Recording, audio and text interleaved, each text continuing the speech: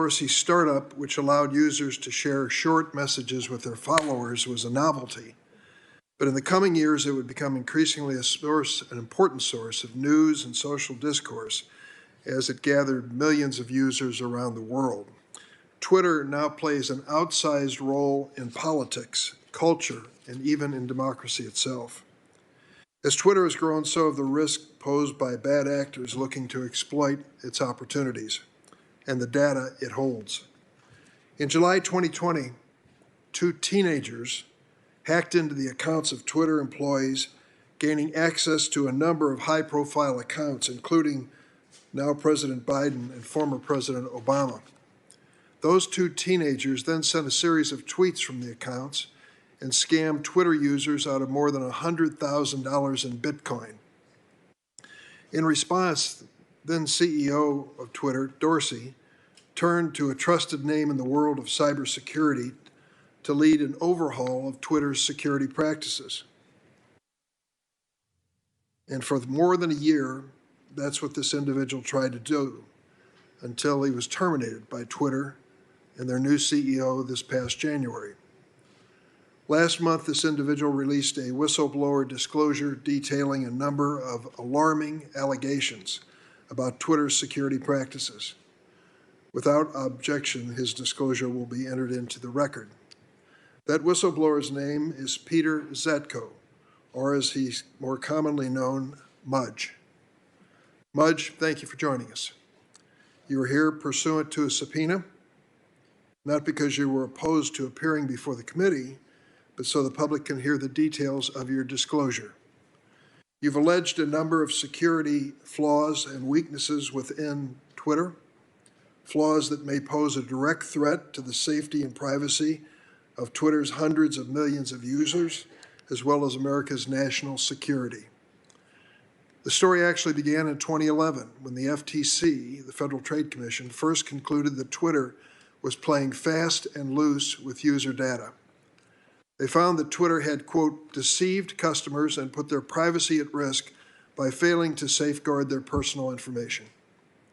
The company was ordered by the FTC to, quote, protect the security, privacy, confidentiality, and integrity of user data. But you've claimed those changes have never been made. And more broadly, you allege that compared to other technology companies, Twitter's security standards remain woefully deficient. You allege that thousands of employees within the company have extraordinary access to sensitive information of Twitter's users, and that there is little oversight over how that information is assessed. Some Twitter users tuning in this morning may be asking, well, what's the big deal? When you sign up for Twitter, you knowingly hand over your email, your phone number, other information. That's how it is with most social media companies. But you expect, do we not, that these companies will take precautions to protect the personal information you give them. It's like depositing money at the bank. When you hand your money to the teller, they take it behind the counter and put it in a vault. But at Twitter, according to our witness today, the door to that vault is wide open. And that vault contains a lot more information about you than you can imagine. Twitter doesn't just have access to your tweets and email address. They also have access to all of the data necessary to directly access your device and even pinpoint your exact location. Say you're an American citizen, you're exercising your First Amendment freedom at a political protest, or maybe you're a woman seeking reproductive health care.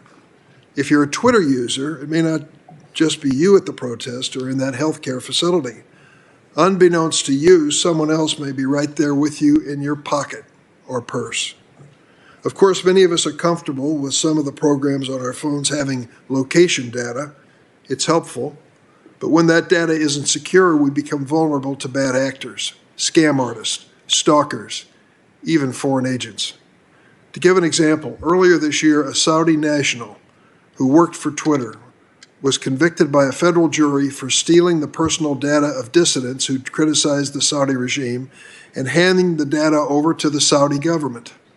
This is a matter of life and death, as we know, for these dissidents, as the butchering of Jamal Khashoggi made clear. There's also the matter of Twitter's reach. It was one of the largest megaphones that world leaders ever had at their disposal. We've already seen what can happen when small-time hackers break into Twitter accounts belonging to government officials. But what if? What if next time it isn't two teenagers trying to pull a crypto scam? Imagine if it's a malicious hacker or a hostile foreign government breaking into the president's Twitter account, or sending out false information claiming there was a terrorist attack on one of our citizens. We could see widespread panic. The bottom line is this: Twitter is an immensely powerful platform that cannot afford gaping security vulnerabilities. Today, we have a chance to engage in a good faith, bipartisan discussion to ask what needs to be done. A final point. Politicians on both sides of the aisle have criticized Twitter. I, for one, believe that Twitter should be doing far more to combat the proliferation of hate speech and conspiracy theories. Republicans, on the other hand, claim that Twitter censors their conservative speakers. I urge my colleagues to set some of these partisan differences aside and try to find the common ground we need to establish security standards that will be raised today by our whistleblower. With that, I turn to our ranking member, Senator Grassley. Yeah, thank you, Chairman Durbin. A very important issue that you have brought before this committee, and I thank you for doing it. I, for one, want people to know that I love using Twitter. But we also know that big tech companies, such as Twitter, collect vast amounts of data on Americans. In the hands of foreign adversaries, this data is a gold mine of information that could be used against America's interest. Twitter has a responsibility to ensure that the data is protected and doesn't fall into the hands of foreign powers. Americans rightly expect that Twitter will protect that information.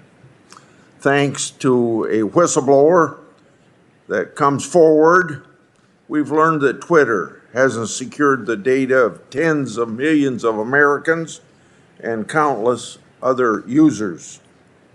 That whistleblower is here today, so we welcome you, Mudge. He comes before the committee today not only as an expert in the field of cybersecurity, but also as a whistleblower. I think all of my colleagues know that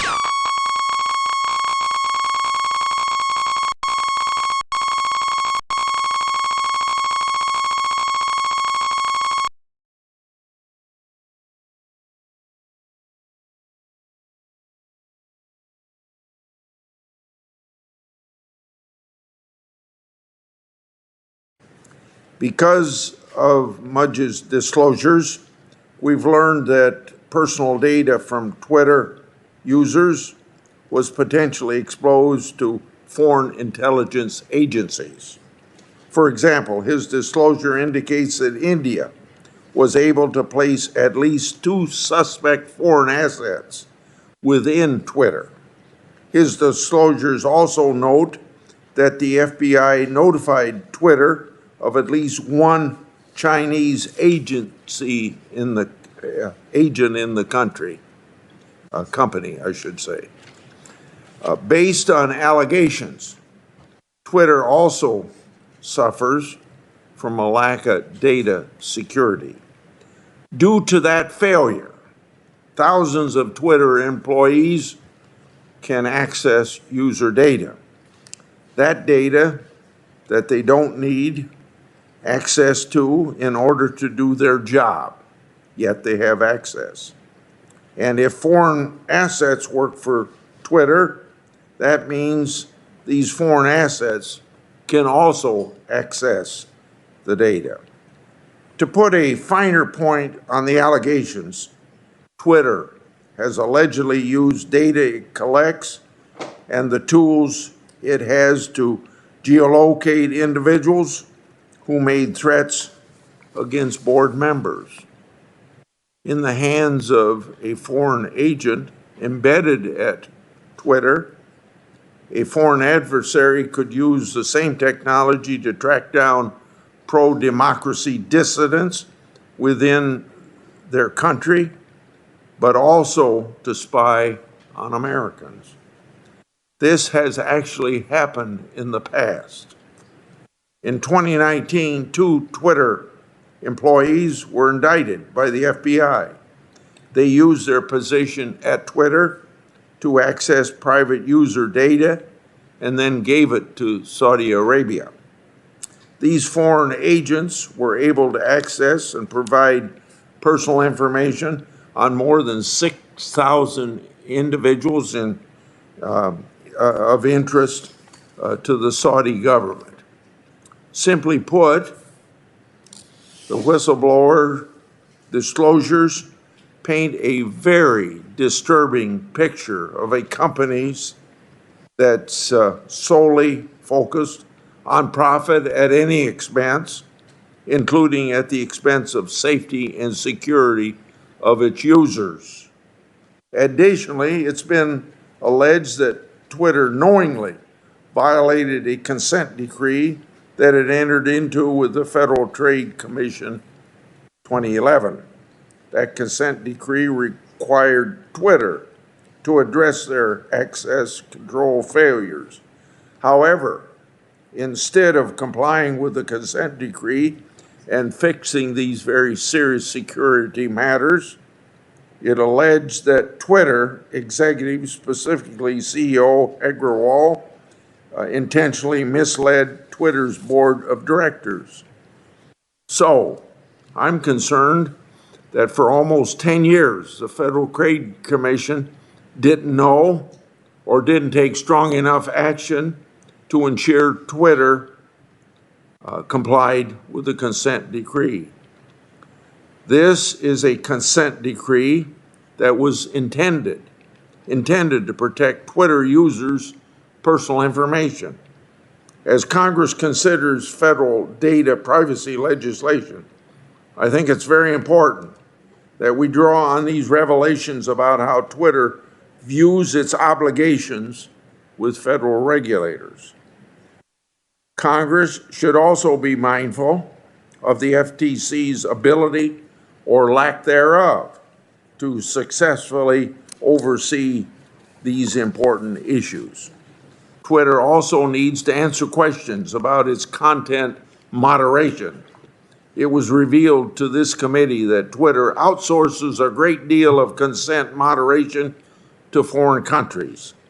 They have close to 2,000 employees in other countries whose job is to screen tweets by Americans. They also lack the appropriate amount of translators to ensure that tweets in other languages are complying with Twitter's own rules. Mudge had limited visibility to content moderation while at Twitter, so these are questions that need to be answered in full by Twitter because we can't expect Mudge to respond to them.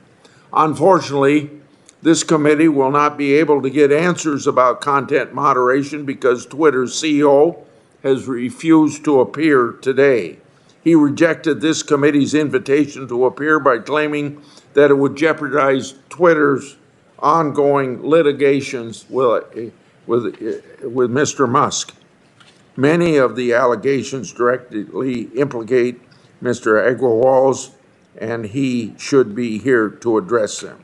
So let me be very clear. The business of this committee and protecting Americans from foreign influence is more important than Twitter's civil litigation in Delaware. In conclusion, if these allegations are true, I don't see how Mr. Agrawal can maintain his position at Twitter. Going forward, Chairman Durbin and I will continue to conduct a thorough and in-depth investigation. Today's hearing is a part of that process. Thank you. Thanks, Senator Grassley. Mr. Zatko, you will have 6 minutes for an opening statement, and then each member will be given 6 minutes of questioning to follow up. We start with the customary oath, and I ask that you please stand for that purpose. Please raise your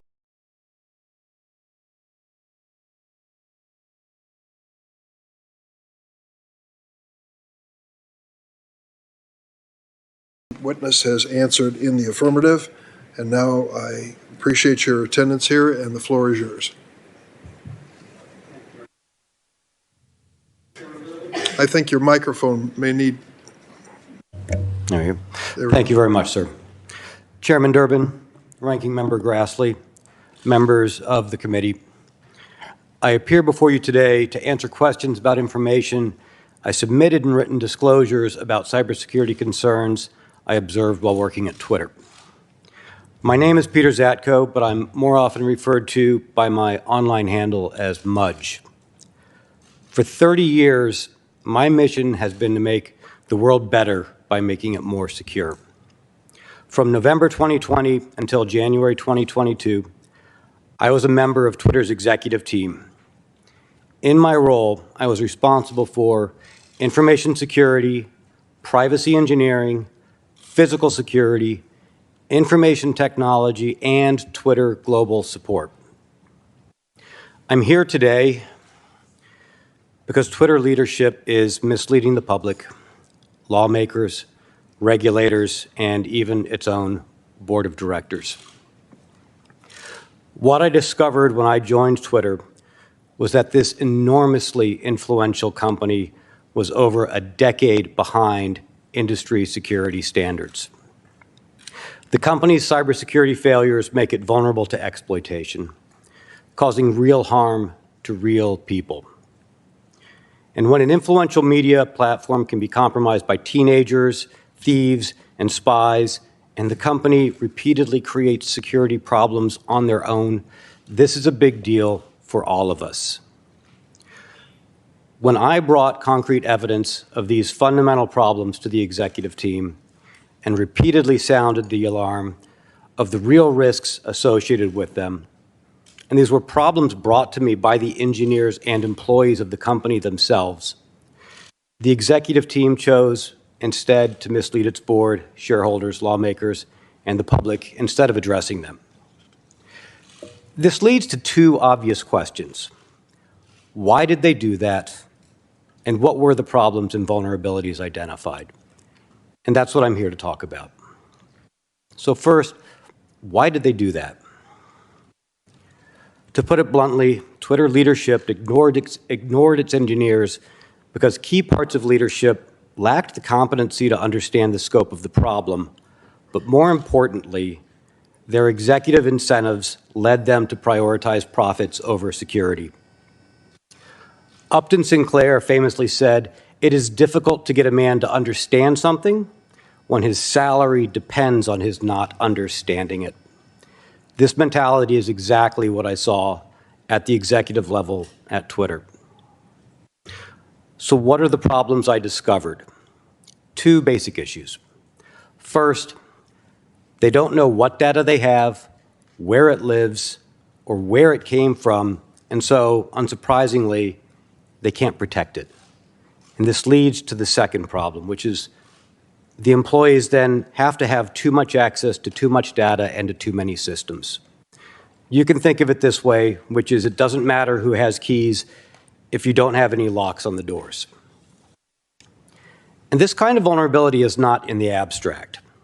It's not far-fetched to say that an employee inside the company could take over the accounts of all of the senators in this room. Given the real harm to users and national security, I determined it was necessary to take on the personal and professional risk to myself and to my family of becoming a whistleblower. I did not make my whistleblower disclosures out of spite or to harm Twitter. Far from that, I continue to believe in the mission of the company and root for its success. But that success can only happen if the privacy and security of Twitter's users and the public are protected.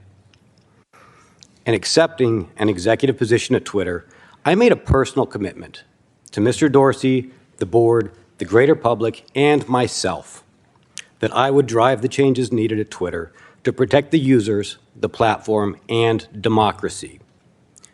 That's what I'm continuing to do here today. I stand by the statements I made in my lawful disclosures, and I am here to answer any questions you may have about them. Thank you. Thank you, Mr. Zatko. I'll start the questioning, and as I mentioned, each member will have 6 minutes to ask you questions. Those of us who are not expert but rely on the internet every day for personal, professional reasons know that many times we are given disclosures, lengthy disclosures that scroll across the screen, which are hardly ever read, in my estimation, and usually end up with a bottom box that said approve. And that is as far as we go, warning about what we're getting into. Can we get into the real world now and talk about whether or not consumers across America have a right to be warned if they're opening or using a Twitter account as to what's going to happen with their data? For example, if I disclose my name and my address and my email address, I expect that that may be vulnerable. Somebody could use that in some future time. You hope not, but it could happen. But what I infer from your testimony and what we've read about your findings is there's a lot more information being collected by Twitter beyond that basic information that is going to be used by them for different purposes. Is that a fact?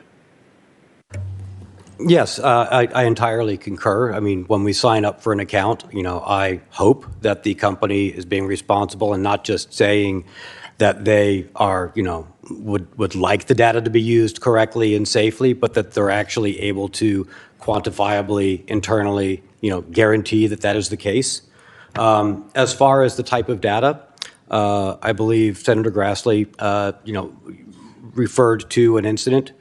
We had a user on Twitter that was harassing some members of the executive team and some members of the board.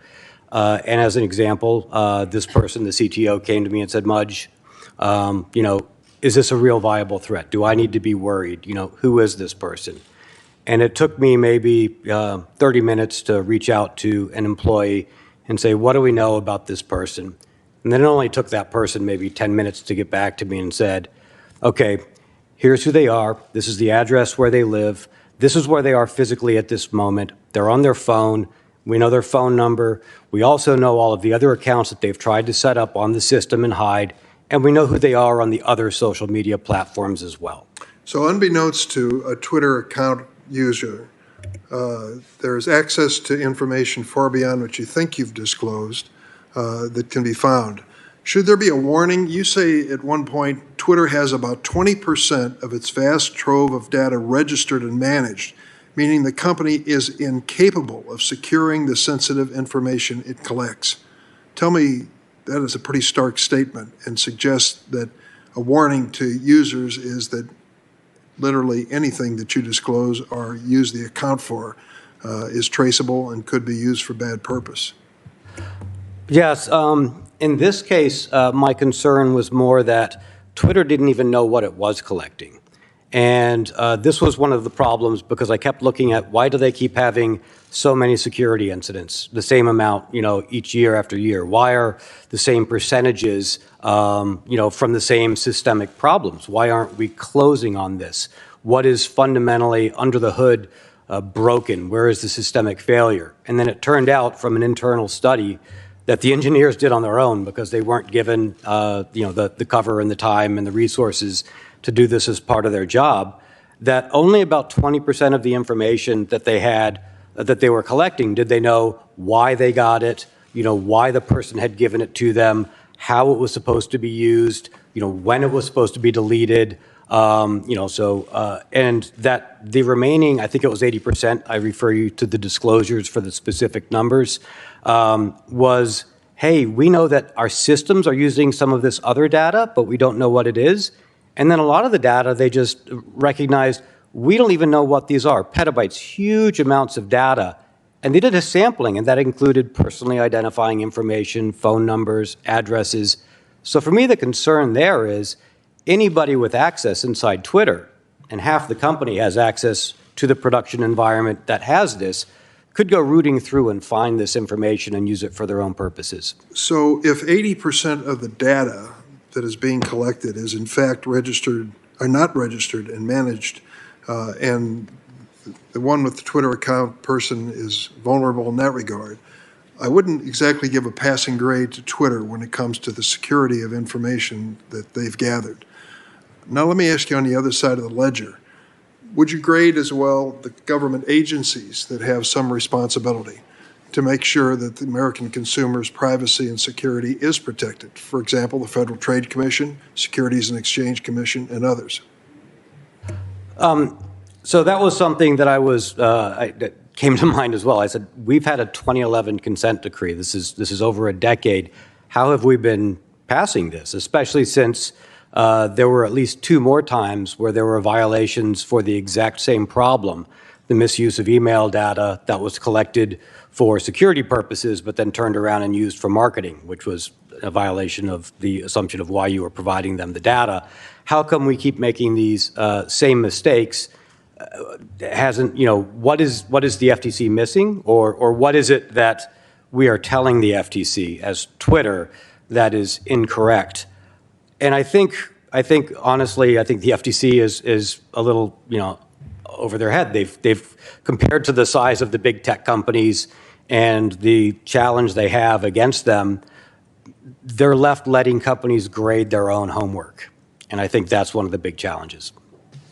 I'm running out of time, and I'll just say that I think that the area of great concern as well is the access of foreign governments and foreign agencies to the same data. Americans signing up for Twitter have no idea that they are at least vulnerable to that possibility, and we know that the conviction of individuals in Saudi Arabia or for dealing with the Saudi government is proof positive of that possibility. Thank you very much. Senator Grassley? Yeah, I'm going to take off where the chairman just left off. The communist Chinese government bans Twitter, yet companies based in China advertise on the platform. When a user clicks on such an advertisement, they've presumably redirected to a website controlled by the Chinese government, which can collect vast amounts of data and track their location. With respect to pro-democracy Chinese citizens, is Twitter endangering their lives by allowing China to advertise on the platform? I think that's a very valid concern, sir. And that was a concern that was raised to me by the employees inside Twitter who were disturbed that in a country where the service was not allowed to be used and provide a voice to the public, but that money was being accepted from organizations that may or may not be associated with the Chinese government. And I believe there was a Reuters article just a day or so ago saying that they did identify that there were governments related to China advertising on the platform, possibly in violation of Twitter's own policies.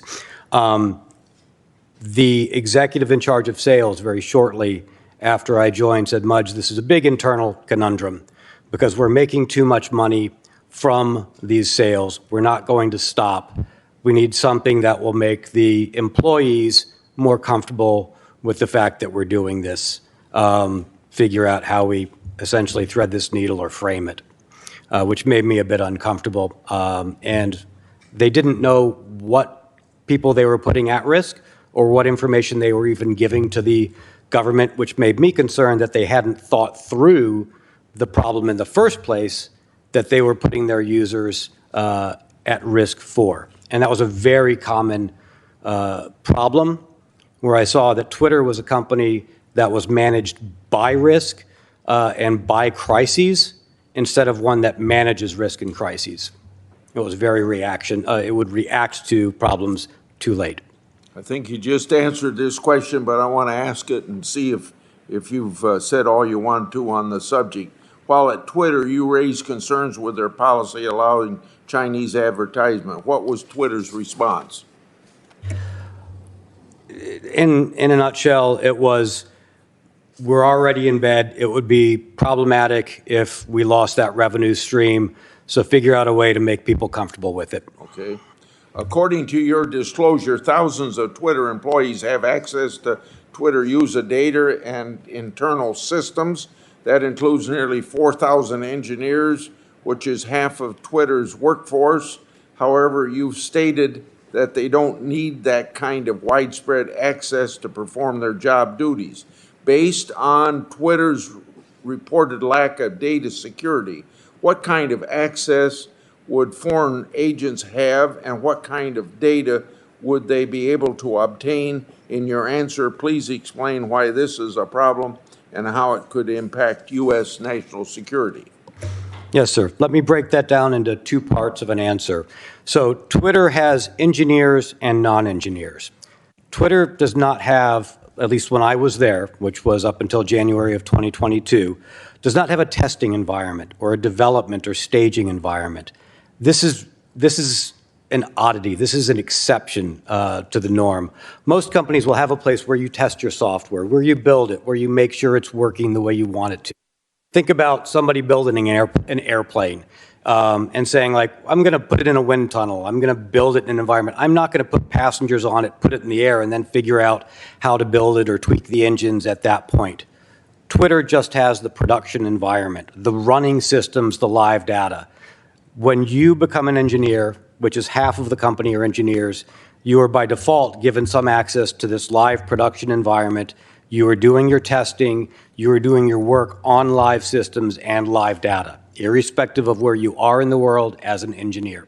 So if you are a foreign agent and you are hired and you are an engineer, you've got access to all of that data that we talked about. The 80% that Twitter doesn't know what's in, yet the engineers studied and realized is personally identifying information, other sensitive information, where there's a lack of access controls because they have too much data and they just didn't know where everything is, so they have to give everybody access, and the systems can access the information. But also recall that foreign agents can have multiple goals. And sometimes it's not just the engineers or the technical access that they want, but it might be information about the plans of Twitter, what plans Twitter has to potentially censor information in a government or concede to a government's request, or what plans they have for expansion in a particular environment. And in those cases, that's where I saw, with high confidence, a foreign agent placed from India to understand the negotiations and how well they were going for or against India's party, who was having difficulties with Twitter in India. In your disclosure, you mentioned that the FBI notified Twitter that one of their employees was suspected of being a Chinese foreign asset. Were you and others at Twitter at all surprised by that? This was made aware to me maybe a week before I was surprised and summarily dismissed. I had been told because the corporate security, physical security team had been contacted and told that there was at least one agent of the MSS, which is one of China's intelligence services, on the payroll inside Twitter. While it was disturbing to hear, I and many others had recognizing the state of the environment at Twitter. We're really thinking if you are not placing foreign agents inside Twitter, because it's very difficult to detect them, it is very valuable to a foreign agent to be inside there. As a foreign intelligence company, you're most likely not doing your job. Thank you. Thanks, Senator Grassley. Senator Feinstein. Thanks, Mr. Chairman. On August 10, 2022, a federal jury convicted a former Twitter employee of acting as an unregistered foreign agent for the Kingdom of Saudi Arabia. While employed by Twitter, the individual accepted payments in exchange for accessing and conveying the private information of Twitter users to Saudi officials. That individual is one of two former Twitter employees charged by the Department of Justice for their efforts to provide Saudi officials with the personal information of dissidents and activists critical of the Saudi regime, including sensitive data that could identify and locate these individual users. Now the question, as head of security, Mr. Zatko, can you describe the types of efforts you've seen by foreign governments to infiltrate, control, exploit, or surveil Twitter and its users, and share what steps Twitter and regulators should have taken to protect against these attacks? Yes, ma'am. Thank you. One of the disturbing things that I saw, based upon being 10 years behind where I would expect a modern tech company to be, was a lack of an ability to internally look for and identify inappropriate access within their own systems. Other than the person who I believed with high confidence to be a foreign agent placed in a position from India, and from it was only going to be from an outside agency or somebody alerting Twitter that somebody already existed, that they would find the person. What I did notice when we did know of a person inside acting on behalf of a foreign interest as an unregistered agent, it was extremely difficult to track the people. There was a lack of logging and an ability to see what they were doing, what information was being accessed, or to contain their activities, let alone set steps for remediation and possible reconstitution of any damage. They simply lacked the fundamental abilities to hunt for foreign intelligence agencies and expel them on their own. You said it was difficult to track. Explain exactly what you mean about that, what you mean, and secondly, what could be done to correct that? One of the most senior engineers in the company came to me not long after I was there and said, "Mudge, you should know that this company doesn't really have centralized logging.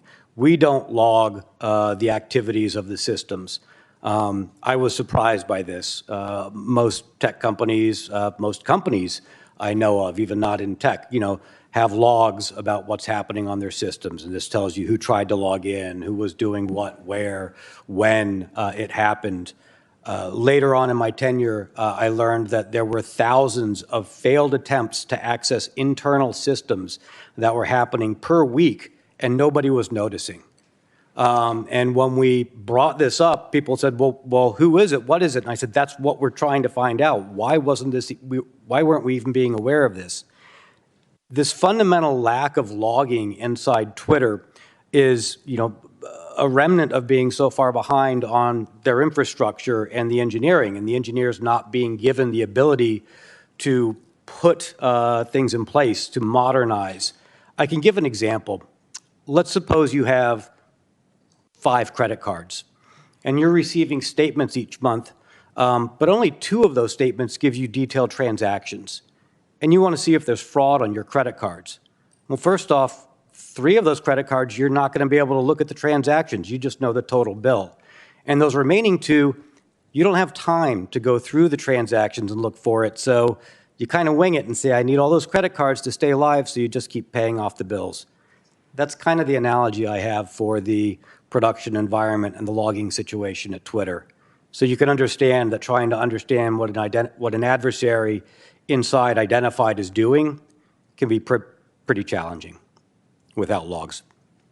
Have you thought about how one would design legislation which would maintain some basic necessary rights and yet cover this area? Well, I've been thinking a lot about the regulators because, of course, I was very curious as to, how was Twitter still operating like this, since there was a 2011 consent decree that was aimed at addressing a fair amount of this. I noticed a few things. One, there were a lot of evaluations and examinations which were interview questions. So essentially, the organization was allowed to grade their own homework. Did you make things better? Yes, we did. Okay, check. There wasn't a lot of ground truth. There wasn't a lot of quantified measurements. And a fair amount of the interviews came from companies, auditors, that Twitter themselves were able to hire. So I think that's a little bit of a maybe conflict of interest. I also noticed that of all of the regulators, some of the foreign regulators were much more feared than the FTC. For instance, the French CNIL, the CNIL, the French version of the FTC, terrified Twitter in comparison to the FTC. And when I looked at why, it was because there was more of a fear that it wouldn't be a one-time fine. One-time fines are priced in. One-time fines didn't bother Twitter at all. When I saw the recent amount of the fine, that was much less than we had been concerned about. And each time it was a one-time fine, in my discussions with the chief privacy officer, with the privacy engineer head, that was and the executives, the thought was, okay, we'll pay that and we can keep kicking the can down the road and hope, maybe we'll get another one-time fine. Wall Street didn't seem to care because it wasn't a long-term problem that was ongoing. What did make these companies afraid was if there was a risk of, hey, you've mishandled the same type of data repeatedly. Maybe we're not going to let you monetize that type of data. Sorry, who mishandled the data? Oh, so if Twitter, for example, Twitter mishandled email addresses repeatedly.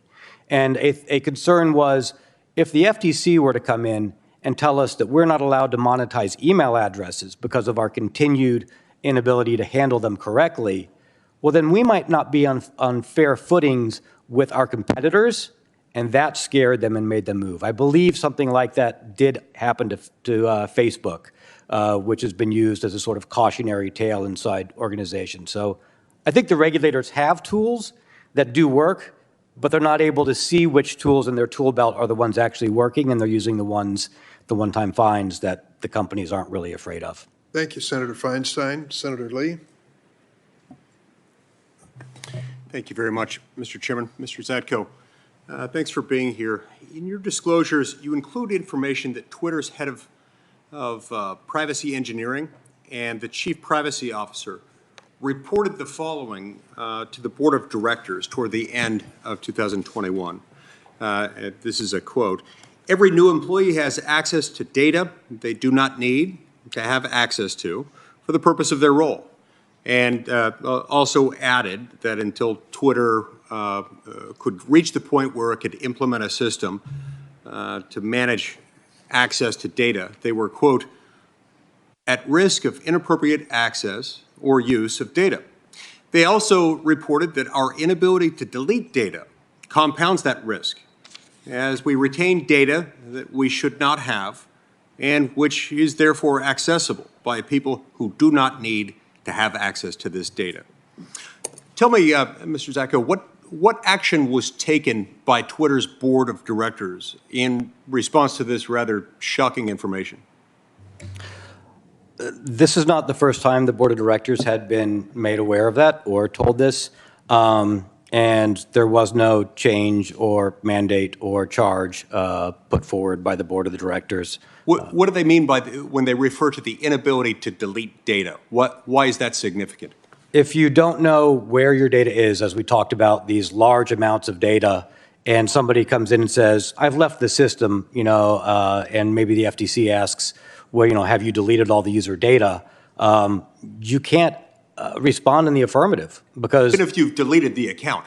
Correct, because you don't know where else this data lives in systems because you don't know what data you have and where it is.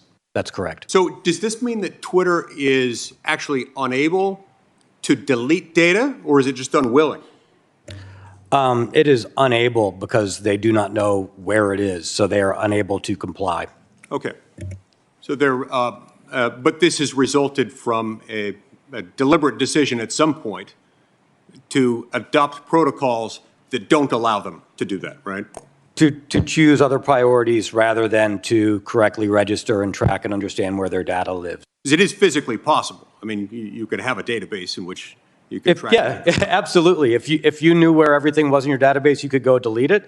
If you chose to make that a priority, to make sure that the new data coming in was correctly registered and to go back and figure out what data you have and where it is, you could absolutely go delete it. But that hasn't been prioritized over other projects such as increasing revenue or users.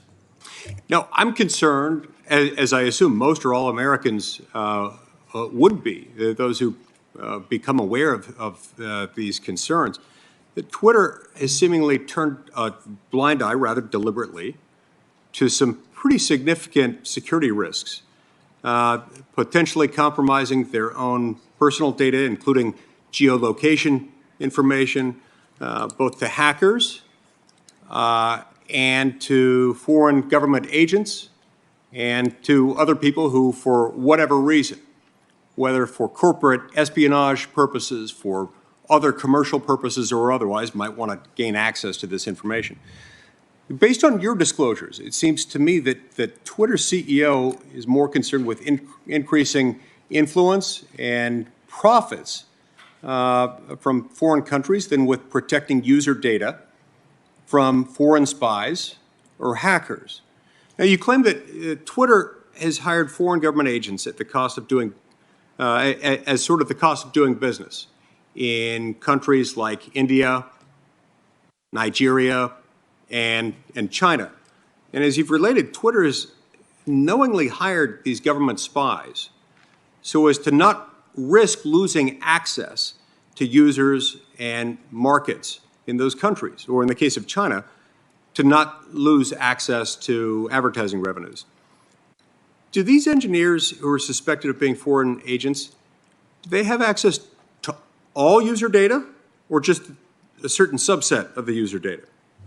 To be very specific, the Indian incident was not an engineer. And as I mentioned to the other senator, I think that was put in place more to understand Twitter's intent in negotiations with the court and the Ministry of India before Twitter, to have an inside information to understand. But he worked with other people who were themselves engineers. Yes, sir. Had access to them. Yes, sir. There were numerous engineers in the Indian office. I'm sorry, I focused on that and I lost the other part of your question. So let me ask you this. Is there any way to track what data they access or the data that they share? We found that to be very difficult. We had to set up a specific small team individually to try and create a unique environment just to allow us to track and monitor and log one individual because of the lack of general logging and access control that we found would be unscalable and not reproducible should there be any other people like that. It was a lack of basic fundamental tools and access control. Okay, so I'm almost out of time, but I need to know this. Why would Twitter not create a tracking or a logging system to follow this sort of thing, to make sure that it was handled correctly, particularly given that they know that many foreign governments, like India and Nigeria and China, specifically want to access and use that data to find and root out and punish dissidents? Why would they want to do that? Why would they want to subject their own users to this kind of harm with the grave implications that it carries, especially in those countries? I think they would like to, but they're simply unwilling to put the effort in at the cost of other efforts such as driving revenue. I'm reminded of one conversation with an executive when I said, I am confident that we have a foreign agent, and their response was, well, since we already have one, what does it matter if we have more? Let's keep growing the office. Right. Thank you, Senator Lee. Senator Klobuchar. Thank you very much, Chairman. Thank you, Mr. Zatko. Following up on that point, I just returned from Ukraine, where Senator Portman and I saw firsthand the extent of the damage inflicted by the Russian invasion. I was troubled to learn that, according to your written disclosures, Twitter's leadership recently considered agreeing to the Putin regime's request to censor and surveil Russian Twitter users. Twitter ultimately did not agree to Putin's request, as far as I understand. What can you tell us about requests made by foreign governments and the risks that those demands pose? And why would a company like Twitter consider agreeing to a request to censor or surveil users? I was very surprised and shocked by that one-on-one conversation which I had with Mr. Agrawal. This was prior to his assuming the CEO role. I understand to be it out of a frustration of the inability to perform, and this kind of goes into content moderation, which we talked about before, and while that wasn't my main ballywick, and I've been informed I shouldn't go into details about conversations I've had with Twitter counsel, there was we don't really have the ability and tools to do things correctly. This is a lot of work. It's not, driving our main executive incentive goals. Is there a way that we can simply punt? And since they have elections, doesn't that make them a democracy? Thank you. I am a big believer that these companies, and not just Twitter, have to invest more in protecting data and protecting the public. And I heard Senator Durbin talk to you about the agencies, right? And you, I think, agree with me that the agencies in the U.S.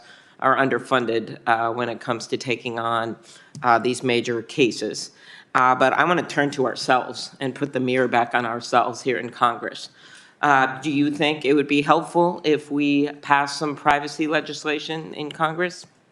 I think one thing that would be very helpful is that the FTC and other regulators don't have laws or rules that would create whistleblower protection programs for people while they were still in these organizations. And I think that's where, I mean, I learned a lot of information. A lot of people wanted to share the information. When I came on board, they were excited that there was an executive that was listening and that was willing to ruffle feathers, that was willing to fight for some of these things because they had tried to raise them. Yeah, I understand. Think, yes. Okay. Are you aware that Senator Grassley and I actually passed a bill to change the merger fees that passed through this committee unanimously, passed through the Senate? It's now sitting somewhere in purgatory over in the House, that would allow us to fund the FTC. So maybe they would be as scary as France or some other country, and that we have been unable to pass that, or actually, despite this probably being our 50th hearing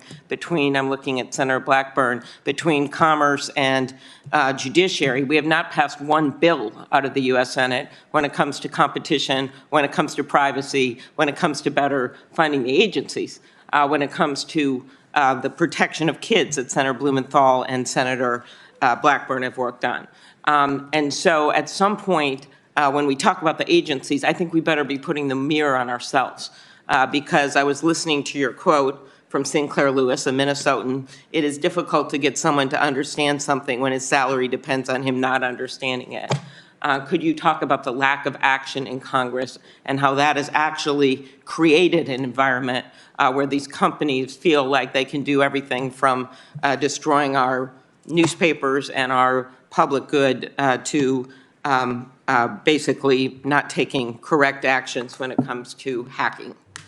So that's your world, not mine. I appreciate the efforts and the work that you're doing. What I did see is that any laws or bills passed or actions in the past, if they are not able to be quantified and externally audited by an independent viewer, get gamed a lot by what I saw inside big tech in their ability to sort of answer in an affirmative without actually doing what the intention was of the rule, law, or regulation.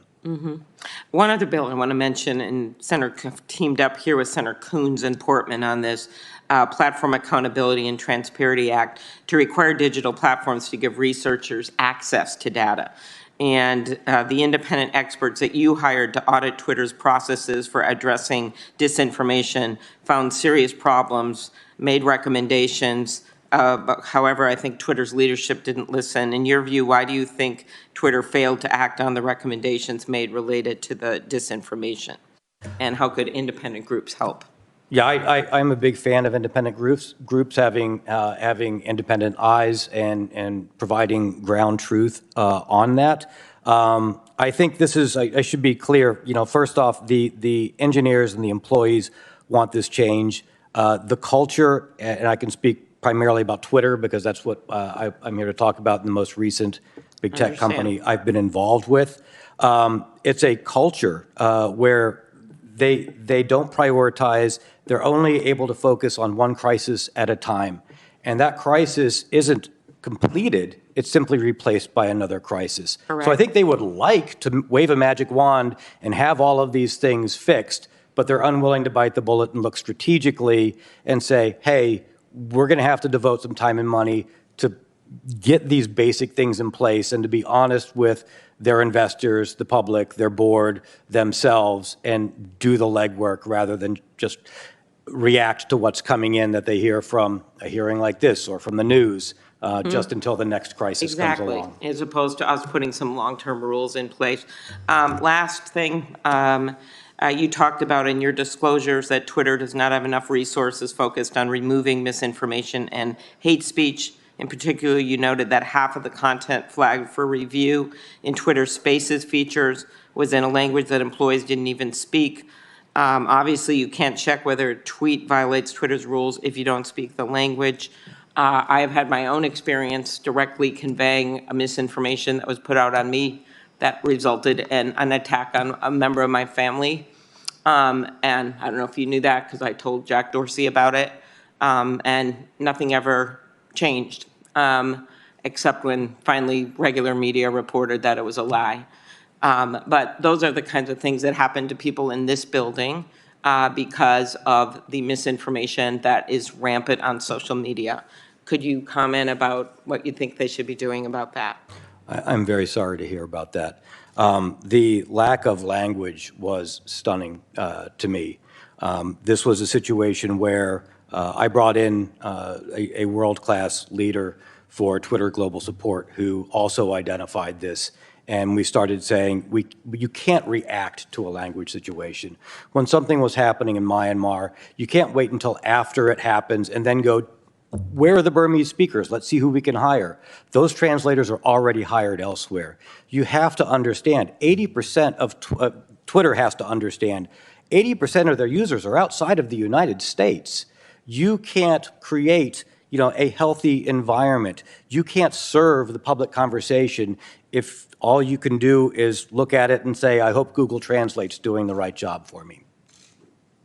Thank you. Thanks, Senator Klobuchar. Senator Kennedy. Thank you, Mr. Chairman. Mr. Zatko, give me 30 seconds. Well, strike that. Senator Grassley is an active user on Twitter. I'll use him as an example. Give me 30 seconds on the type of information Twitter has on Senator Grassley or someone like him. If I was, if there was somebody, just like what the CTO came to me and said, hey, we've got a problem with this user. Is this user? Just give me 30 seconds on the type of information Sure. that Twitter has on the average Twitter user. Sure. What's the phone number? What's the latest IP address they've connected from? Are there other IP address they've connected from? Is this the current email? How long have they been using that email with the account? What are the prior emails for it? From the IP address, there's a where do we think they live? Where do we think they're connected to right now? Are they still connected even if they're not actively using the information? What type of device are they connected with? What type of web browser are they using? Which brand is it? Possibly which computer? What language did they connect in it? Those are at some of the front-end systems. Thank you for that. And I want to be sure I understand. You're telling this committee that all of the engineers and half the employees of Twitter have access to Senator Grassley's account. Half of the employees of Twitter are engineers. The engineers are by default given some access to the production environment. If it is, from what I saw, if they wanted to root around in the data and find it, they could find it. Okay, and let me try I believe that some again. have. I'm going to be sure I understand, okay? I'm not trying to trick you. From your testimony, I understand that half of all of the engineers and half of the employees at Twitter have access to Senator Grassley's account. Is that correct?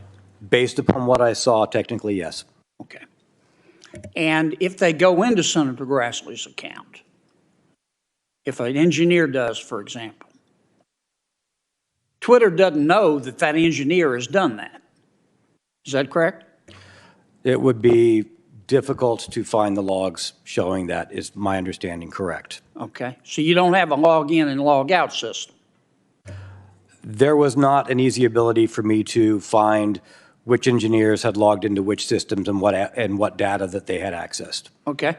So this engineer who can secretly go into Senator Grassley's account and get all this information, Twitter has no idea what the hell that engineer is going to do with that information, does it? Under the hood, no. Okay. So that engineer at Twitter could sell it, for example, couldn't he? I'm sorry, could what? Could sell it. Could sell access. I've seen numerous accounts on underground forums offering to sell such access, whether those are valid or not, but I've seen the offers to sell access to accounts, to delete accounts, to unban Or accounts. that engineer could just call one of his buddies and say, hey, you don't like Senator Grassley. Let me give you some information here, and you may want to use it against him. Could that engineer do that? With the access they have to Would the Twitter underlying know data? that the engineer had done that? Not necessarily. Okay. Now, did Mr. Dorsey know all this? I did explain this to Mr. Dorsey. My understanding is he did not understand this prior to bringing me in, and that was one of the reasons that he wanted Does he me to understand come it in. now? I believe after seeing How this about hearing. your CEO? Does he understand this? I believe since he has been there for 10 years and rose up through the ranks in engineering, and he has talked to the engineers, and they have told About them. a yes? I believe yes. I believe How yes. about Mr. Brett Taylor from Salesforce? He's the chairman of your board. Does he know all this? He knows what I put in my reports. I do not know whether he understands it. All right, you've got an executive from MasterCard, Mimi, I'm going to probably mispronounce the last name, Ali Mayu from MasterCard. Does this board member know that? I do not know if she knows that. Well, is this the kind of thing that a reasonable board member would inquire about? I would think so, but I've also seen that what was presented to the board was not representative. During your time there, did the board ever ask? The board did not ask these directly. No. Even after all these problems with foreign agents? Not when I was there during the board meetings. They I just did not sat hear there? that. They focused on other topics and other Yeah, priorities. right. Dr. Lee, he's a professor at Stanford. Does he know all this? Same response. I did not see any questions on this specific topic while I was there. Patrick Pichette, who used to be with Google. Same response, sir. All right. Patrick Pichet? Sorry. Pichet. Yeah, Patrick Pichet was the one who, when I brought up this instance, he hit the roof. He was very upset. Did he said, "This is Did he fix unstandard." it? No, he asked for follow-on information. And why hadn't Twitter fixed this? There were other priorities. It's about the money, isn't it? It's about whatever crisis and the other To priorities. fix correct. this would cost them money, wouldn't it? It would take away focus on other It'd cost projects. them money, wouldn't it? Most likely, yes. Yeah. Okay, Twitter for a while was going to go into the porn business. Did they do that? I don't know that they did that. I didn't know they were going to go into the porn business. Oh, sir. okay. Well, they were. Do you know why they decided not to? I do know that there were discussions about content, about age-related information, and the discussions internally that I heard were simply concerns about lack of tools to correctly regulate or constrain it. So it wasn't a moral issue. It was they didn't. Why didn't they go in the porn business? I do not know. Okay. Sounded like you knew a little bit about it. Last question. I'll ask it quickly, Mr. Chairman. Who sets the standards for censorship at Twitter? I believe that comes out of council. Your lawyer? I believe so, sir. And do they talk with the board about it? I have been advised out of an abundance of caution that I shouldn't comment on any Twitter council conversations for AC Priv that Twitter might assert. Thank you, Mr. Chairman. Thank you, Senator Kennedy. Senator Blumenthal. Thanks, Mr. Chairman. Thank you and Senator Grassley for holding this hearing, and thank you, Mr. Zatko, for your being here. Your extraordinarily insightful and significant testimony here today at substantial professional and personal risk, which is the tradition of whistleblowers, and your cooperation with me and my staff off the record in providing details that are important to our understanding, and the more of it that's made public, I think, the better. Would you agree with me that Twitter has put its users' health and safety severely at risk? Yes, sir. And it's put the national security severely at risk? Yes, sir. That was And part its of my management disclosure. has misled its own board of directors. Yes, sir. And in that event, the management ought to be certainly restructured, shifted, changed, correct? Yes, sir. That kind of structural reform is necessary to achieve changes within the company. That is my belief. You've also said that this company has misrepresented facts to government agencies, most especially the FTC. That's correct, isn't it? Yes, that is correct, sir. And I think you shared in your complaint that Twitter management was intending to mislead as well French and Irish regulators about compliance with the consent decree, correct? Yes, sir, that's correct. How high in the Twitter management would you say that intent to mislead and, in effect, deceive government agencies went? To the CEO, I do not know to what level inside the board. They did not know because of misrepresentation or chose not to push. The misleading of government agencies is one of the reasons why stronger action hasn't been taken, That could very well be, sir. but it also, in effect, is the result of a lack of vigor in law enforcement, whether because of inadequate resources or a failure of will. That could be as well, sir. In fact, the most recent settlement with Twitter, which was a payment of $150 million earlier this year, the FTC and Department of Justice stated that Twitter violated the 2011 consent decree. That's no surprise. But the size of the penalty, a mere $150 million, amounts to the kind of burden on us average drivers when we pay the toll to go into Manhattan, given that its profit in the second quarter of this year was about $1.18 billion, correct?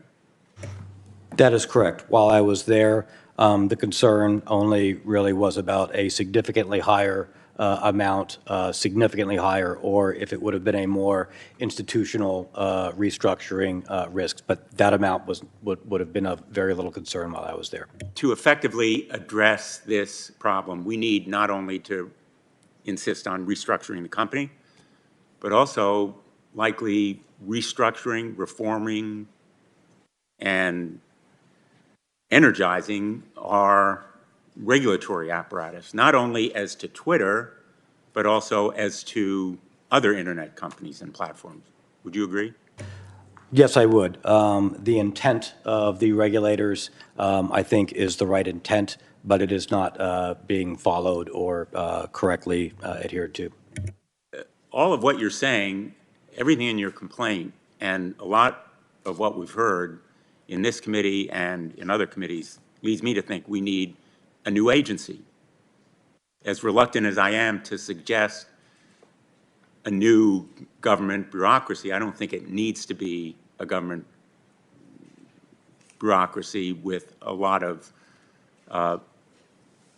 new people, but it needs to be a new means of enforcement here to bring cases to the Department of Justice, focusing on privacy, security, and protecting users as well as our national security.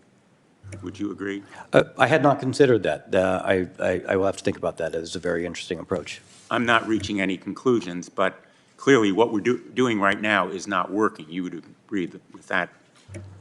Yes, what I have seen, the tools that are used out of the tool belt are not working. I do believe other tools in the tool belt do work, but the regulators aren't able to quantify and get measurements that would show them to switch to the other tools they have.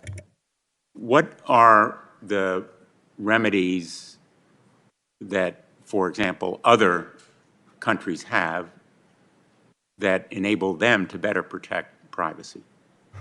Some are simply much more aggressive and do not accept answers at face value, put very strict time constraints on requiring answers, require data to back up the answers, and threaten to preclude monetizing entire markets, such as maybe you won't be allowed to monetize in France, or maybe you won't be allowed to use a particular data source in France, and you have a week to respond sort of approach. And let me just finish on that note, to expand on the Upton Sinclair theory of the case here. Essentially, users and their information are Twitter's product. They are the means to monetize the eyeballs on the site, to collect, use, and monetize that information is the Twitter business. And so their reckless disregard for their users' health and safety and for the national security is a product of that incentive. Would you agree? Yes, sir. And that's why I understand the M in MDAO to be monetizable daily average users. Thank you, Mr. Senator Chairman. Blumenthal. Senator Blackburn? Thank you, Mr. Chairman. Thank you for joining us today. I'm a mother and a grandmother, and I want to talk with you about this process Twitter has gone through. They tried to start a new subscription-based adult entertainment section. Are you familiar with that? No, ma'am, I'm not. You're not, okay. Well, they had to scrap the plans because an internal team found that they had too much child and non-consensual pornography that was on their site already. Are you aware of that? No, ma'am, unfortunately, it does not surprise me. Okay. Well, there's a federal court case right now against Twitter because the site repeatedly refused to take down tweets of children as young as 13 and 14 performing sex acts in photographs and in videos. And these were posted by sex traffickers who were impersonating a teenage female. So my question is, why? For what reason would Twitter refuse to take down this sexually explicit content if it knew that it was affecting underage children? Why would they leave this up? And why would they refuse to take this down? From what I saw on the area of adult content, because that was brought up, and the concern was certain advertisers didn't want adult content to appear next to ads they were putting, and that was a concern inside the company. The lack of They had a monetary concern, but not a moral concern? there was a, I can't speak to the morals of the people internally, but there was a concern whether or not they could even correctly identify and get ahead of this because they lacked the basic tools and the resources in those teams, and it would have to be in a reaction after things were posted and maybe brought to their attention. All right, so what do they do to police this sexually explicit material, especially when it pertains to children? Unfortunately, that was not under my area, so I don't have information to talk specifically to that. Okay. So there's not a standard operating procedure to block this, to pull it down? I believe they do have, or I was told that they have some voluntary self-tagging and self-reporting of whether you're an adult content account, but I am not aware of the other processes or procedures in the company. Let me ask you about the FTC. Senator Blumenthal was just asking you about that. Did you ever participate in calls or meetings with the FTC in which you heard specific misrepresentations made by Twitter? No, ma'am, I was not in the calls. Okay, I got so you had no briefings. direct knowledge. Well, I got direct briefings from the people who were in the calls telling me what they did. All right, so it was all secondhand. It came Correct, to from you. the people involved in the calls. Okay. Did the FTC come to Twitter and identify specific conduct or representations that concern them? That would be a question that you'd have to ask the chief privacy officer who would have been the recipient of those outreach. Okay. Let me ask you about the issue of click-through ads, because I know that many times our adversaries will, through a company in China and specifically, the CCP will be part owner of a company. So they use click-through ads to gain access to platform user data, including China, including other adversaries. and including places where Twitter is blocked. And they're finding ways to evade the tracking and to get into these networks. In your experience, is this a typical practice that happens at the global tech platforms? Click-through ads do expose a risk that non-click-through ads do not. If you can get a user to click through, you get the information that I was describing before, the IP address, the browser. From the IP address, you can determine the IP geolocation or whether they're using a VPN or not, if that is allowed in your country.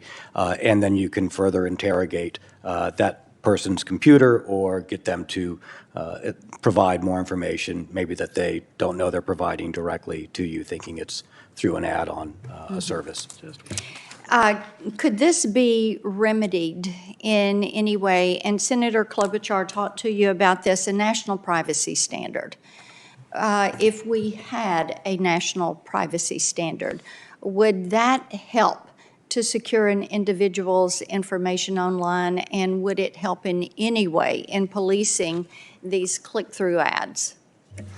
I think addressing in general the difference of the information or making people aware and then providing a context around when a user knows that they are providing information and what information they are providing, no longer to the service they thought they were interacting with, could definitely benefit a user. I want to ask you one thing about censorship.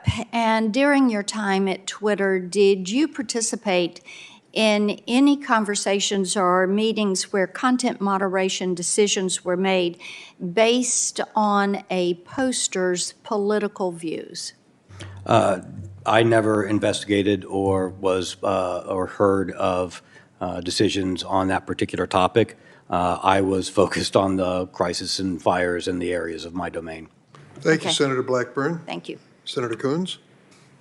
Thank you, Chairman Durbin, Ranking Member Grassley, and thank you, Mr. Zatko. Thank you, Mudge, for coming forward. This is yet another eye-opening moment for our public, for our nation, and for this committee. We know that social media and new communications technologies have empowered people across the world to connect and share information at an unprecedented scale, but we also know that concentrating all this information, all these resources in just a few hands comes with great risks. So your whistleblower complaint contains really striking allegations which shed light on several key realities, and I wanted to focus on those.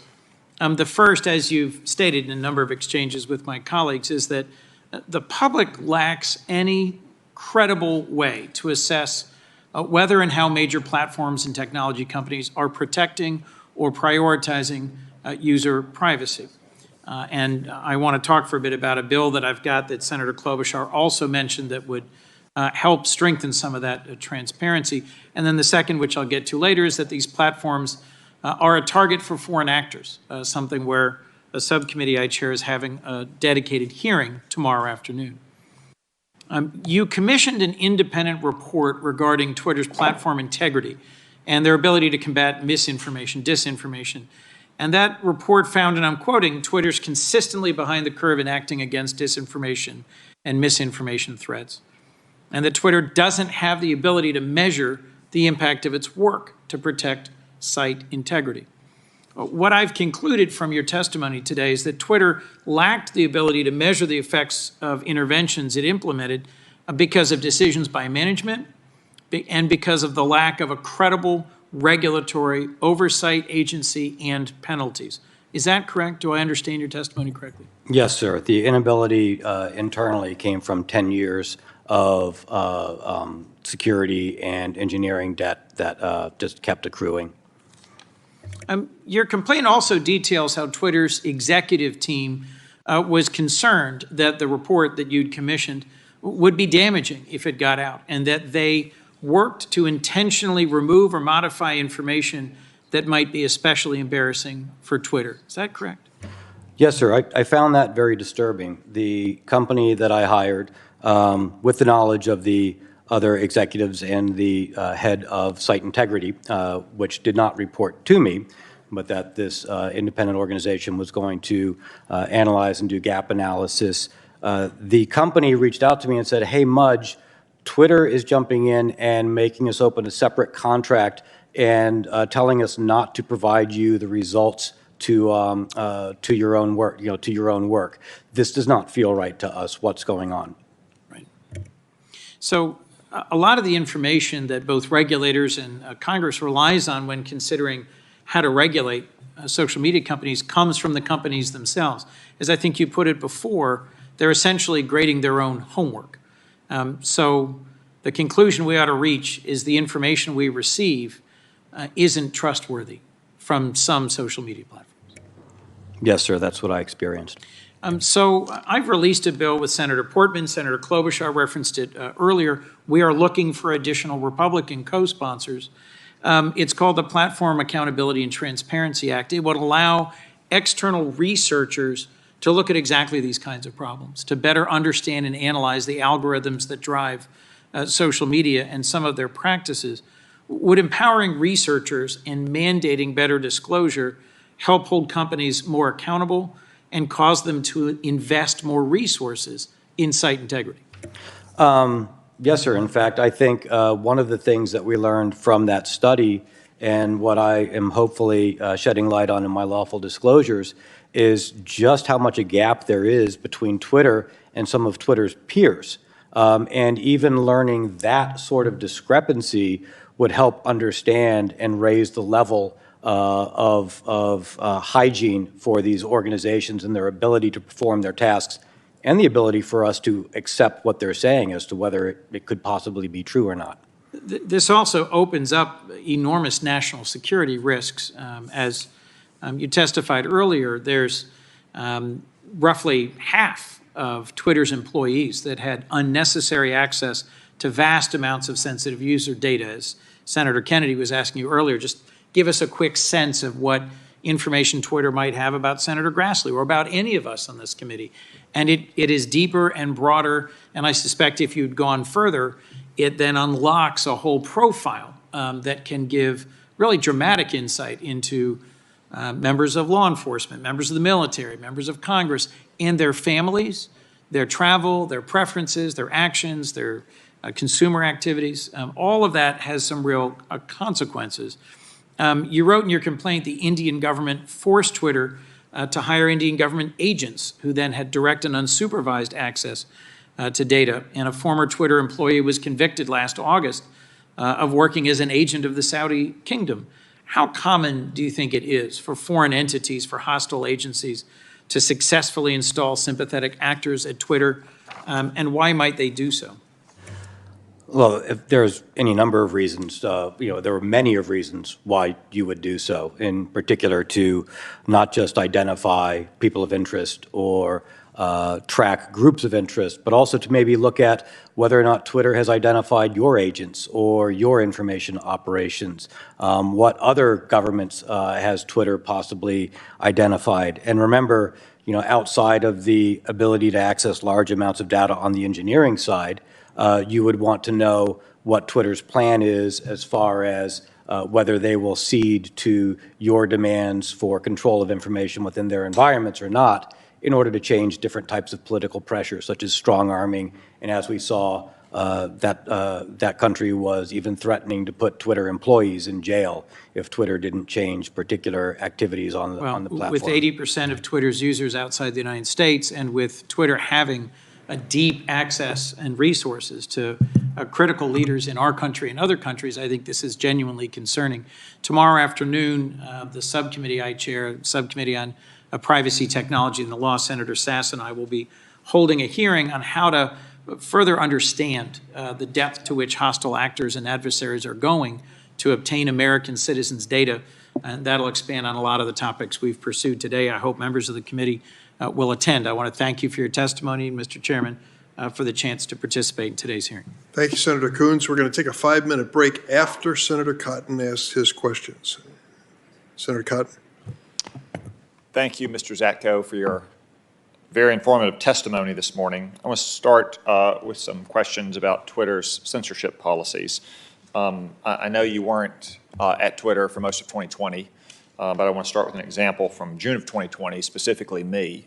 As left-wing street militias were rioting and looting in our streets, I posted on the website that the National Guard and even the active duty military have been used to stop such rioting in the past, most recently in 1992 in the LA riots.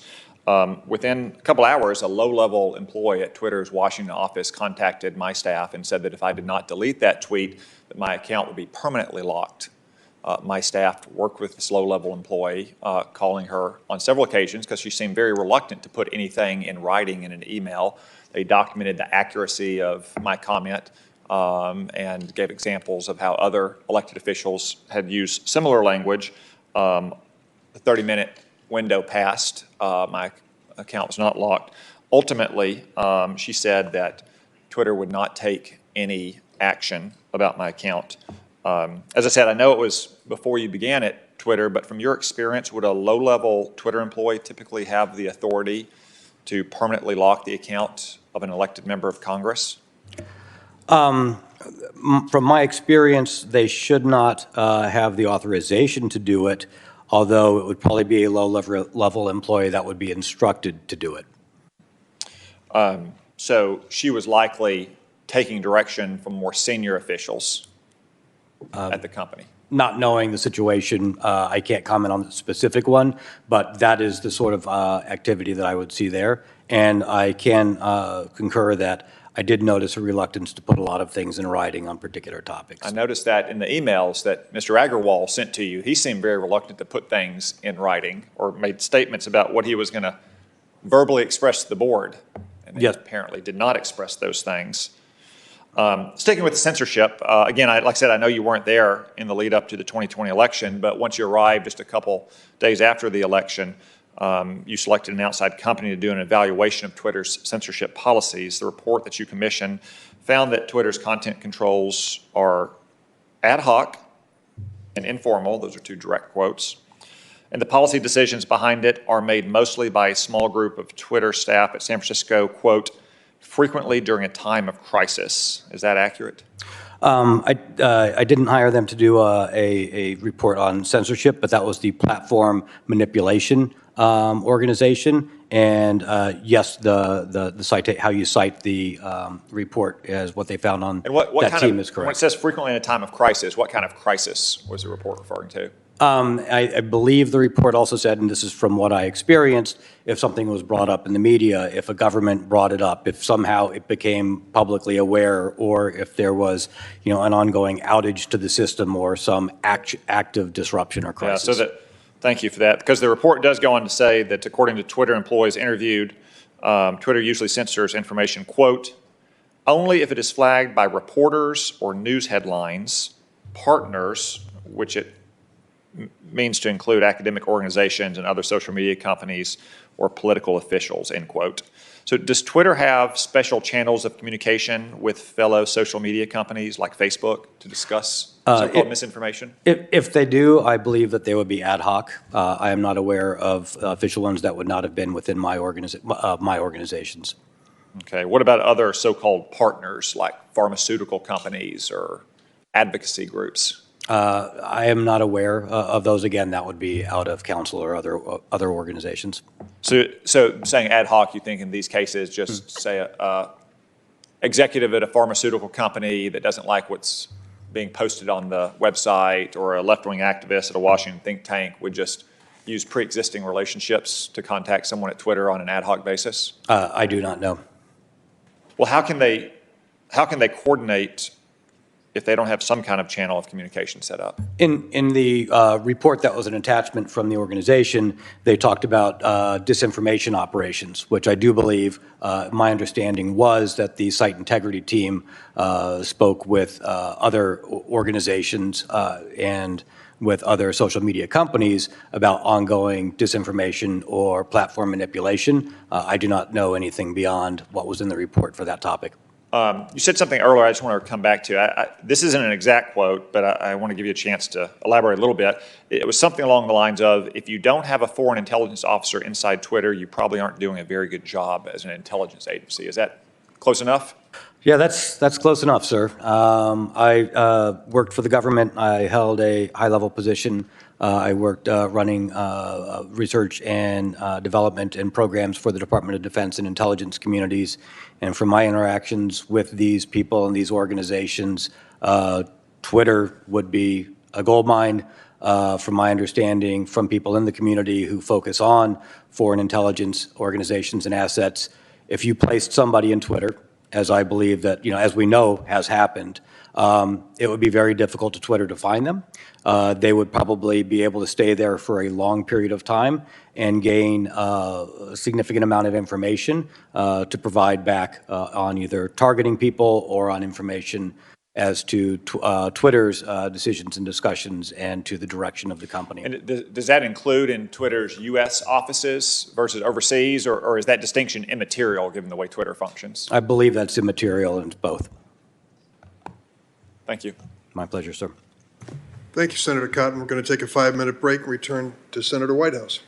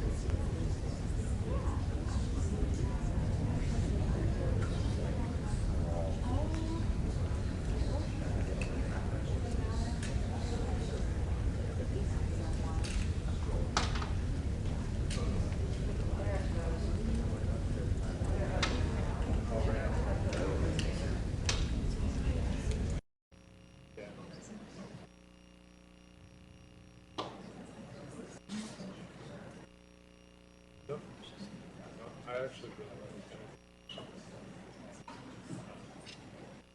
like persona non grata.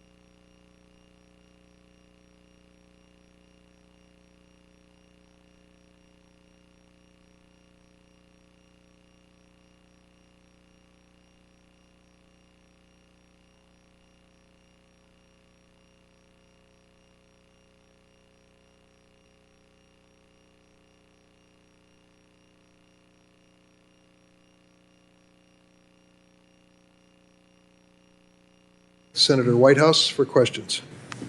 Thank you very much. Mr.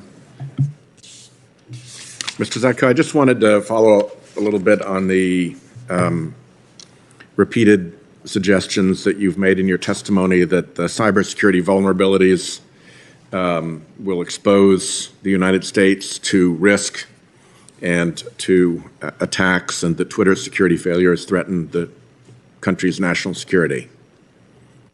Good with that? Yes, sir. Okay. So I get hidden ad buyers. We saw the same thing with Facebook when they were taking ads with the payments denominated in rubles and not bothering to figure out that there might have been Russians behind those ads. And you've mentioned concerns about hidden Chinese ad buyers. But if we could talk a little bit more about the national security risk associated with, for instance, the unregistered Saudi foreign agent who worked at Twitter, or the pressure to hire Indian government agents. Walk us through a scenario of how an individual planted in Twitter like that could create a national security risk for the United States. And if you would, make particular reference to the fact that, at least when I use Twitter, I'm sending stuff out. It's intended to be public. So how, in that environment, can a foreign agent create national security risk of any significant nature? Yes, sir. There are several aspects to that.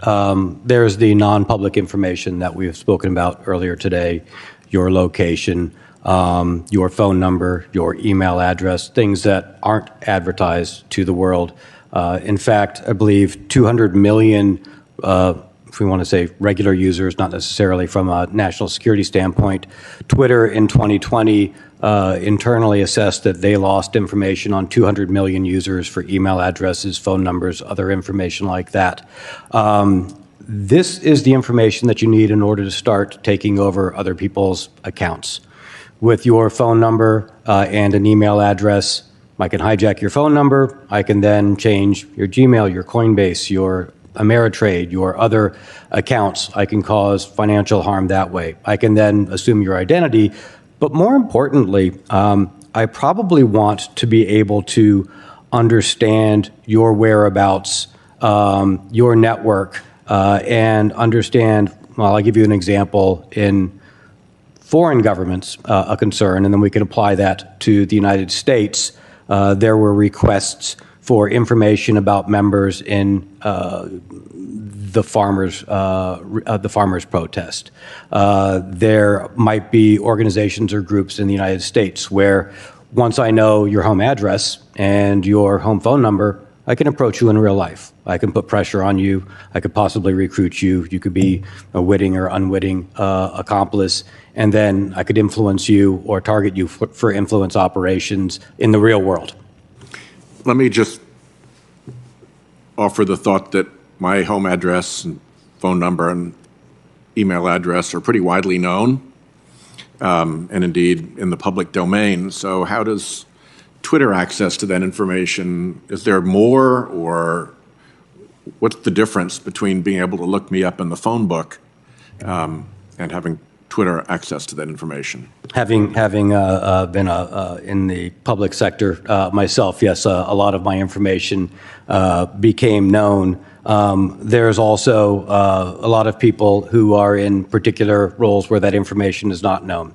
And the targeting of them, perhaps staffers, perhaps aides, perhaps people around you influencing to build that network, which we have seen within, not Twitter, but which the U.S. and the intelligence communities have seen as part of the great game in the intelligence communities and world. Okay, so just play that out for me a little bit more, given that so much of this information is available through other channels. What would the end game be for, let's say, a foreign government seeking to put that kind of pressure on somebody who could presumably make a difference or a decision about to the benefit of the foreign country? Perhaps identifying a relative, a family member, a colleague who is in financial issues or has other elements that can be leveraged against them to help them influence you in a particular fashion without your awareness. So you're able to, somebody would be able to create a sort of family or personal network around an individual Twitter user and extract information about folks in that network? That is one particular aspect that intelligence communities are known to do. How would that take place through the, if somebody's gotten into the Twitter system, how do they find that out? Well, it might be used in combination with other data collection sources. For instance, one of the concerns of U.S. People traveling to other countries is, was there information in the OPM database? And can that information be cross-indexed against the healthcare industry databases that have been lost? Do we know that this person has a particular political bias on Twitter, and start to tie all of these things together for people of influence or access within governments or within sensitive positions? Thanks very much. My time is up. Thanks, Senator Whitehouse. Senator Graham. I'm sorry, Senator Cornyn. Mr. Zatko, I want to explore just in the next 6 minutes the kind of data that is available on American citizens that can be used for appropriate or inappropriate purposes. You're familiar with the concept of ubiquitous technical surveillance, aren't you? I can understand those words together and get the general context, I believe, sir. Yes. Basically, all of the cameras that are publicly posted, data on your smartphone. You've already talked about geolocation data, the type of transactions you engage in, where your home is, how much you paid for it. Even Google Earth may have taken a picture of your home or your place of business. So there's already huge volumes of data available for whatever purposes, even above and beyond what social media collects, correct? Yes, sir. There is a lot of information about a lot of us in many different ways available through technology right now. And I dare say, I bet most Americans just can't fathom the volume of data, and that's without even getting to things like social media. For example, in 2015, I think it was, there was a hack of the Office of Personnel Management records. I think it was 22 million records of government employees, including their applications for security clearances, was hacked reportedly by the People's Republic of China. And then if people decide that they want to figure out their family ancestry and use one of the DNA testing companies, my understanding is much of the testing is outsourced to places like China, where obviously it's not secure from Chinese government access. And so when we're talking about the privacy concerns of Americans, this is not just limited to platforms like Twitter and social media, correct? That is correct, sir. I was informed I was in that OPM database and that my information and my security clearance information was collected as well. And turning to Twitter, you've already talked about the lack of what I would call protection from insider threats in the intelligence community. If you're working in the intelligence community, they have logging protocols that will determine who accesses what information, correct? So it can be audited later on to determine whether there had been inappropriate access. That's the sort of protocols or mechanisms that were not available at places like Twitter when you worked there, correct? Yes, sir, correct. And so anyone who could get access to that information could, on top of all the information that I asked you about earlier outside of social media, if you look at the cumulative data picture, is that the kind of information that foreign governments like the People's Republic of China are regularly accessing for their purposes? I can't say whether they are regularly accessing. I don't have that direct information. I am aware that some people and organizations have gotten very good at cross-indexing across very large amounts of data collected on numerous people from various sources, OPM, medical, et cetera. Twitter would be a very decent contribution to that multi-source collection. And that's where things like artificial intelligence can come in to comb or mine vast sources of data for a more targeted or narrow purpose. Is that right? The ability to collect and mine, yes, has been augmented by modern AI techniques. So there are what I would call defensive concerns about people's or individuals or government's access to your personal data, but there are also offensive concerns as well, and that's where the issue of disinformation, or a term that became popularized during the 2016 election aftermath, was active measures. These are efforts by foreign governments, perhaps foreign intelligence services, to actively create a narrative or a message that is essentially propaganda by this foreign government that can be used to try to influence American public opinion. Is that accurate? Yes, sir. Not just American, that has happened worldwide, such as Myanmar, and in 2018, Facebook acknowledging that the disinformation campaigns on their platform contributed to genocide. And as you pointed out earlier, it's not just when you're looking at the data that is available on each one of us as American citizens, for whatever purposes, for good or ill, there's also a lot of information about who we interact with, right? There's something in the intelligence community, sometimes they talk about pattern of life. Maybe you'd want to talk about a network of friends and associates, family members and the like, from which inquiring minds could obtain additional data about us. Yes, and to your point, information operations are of a concern. Twitter acknowledges that they do happen on their platform. They have disclosed numerous ones, and they are aware of others that are ongoing. I'm aware that TikTok, which is a Chinese company, I believe, and even Instagram, which is owned by Facebook, have 13-year-old age restrictions in terms of their terms of use. But there's no limitation on people's ability to pretend to be an adult, to pretend to be somebody that they're not, and gain access to social media accounts and to use it for whatever purpose that they wish. I can't speak to TikTok or Facebook. I'm not familiar with their internal technology for age gating. I do know that that was a challenge at Twitter, and from what I was told, the majority of age gating was voluntary self-reporting of what your age was. And finally,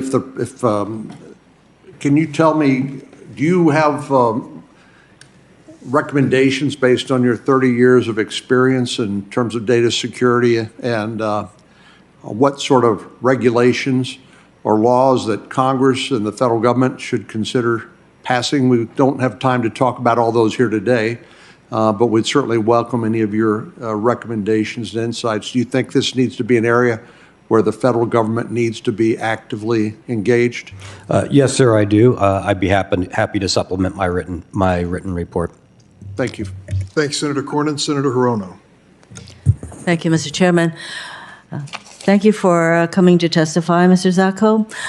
Your testimony and all of your responses to the various questions we asked you says to me that the situation regarding data security and national security issues with regard to Twitter is massive, and that Twitter is not doing very much to be helpful at all. In fact, there are major disincentives to Twitter doing anything, to spending the time or the resources to address the concerns that you raise.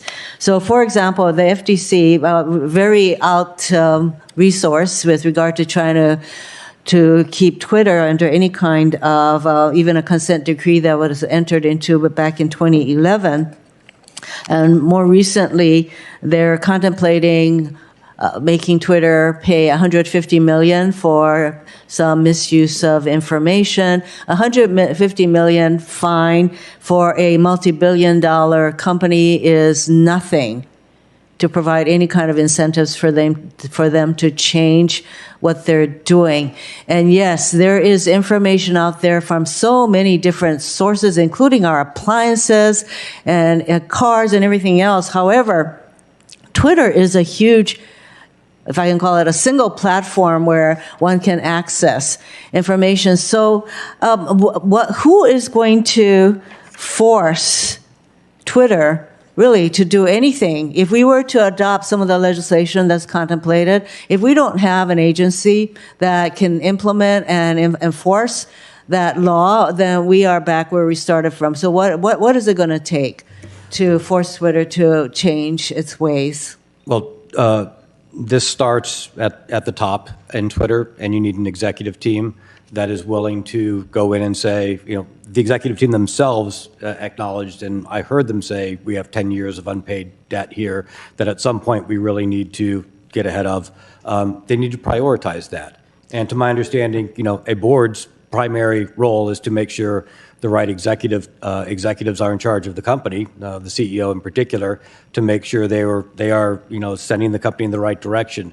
This needs to be a long-term incentive rather than short-term incentives for the companies, because the short-term incentives just mean that they're going to tactically run from fire to fire and not actually pay down debt for a long-lived, valuable company. So your description of Twitter, though, is they're mainly focused on the short-term monetary incentives. Who's going to force them to look at the long term?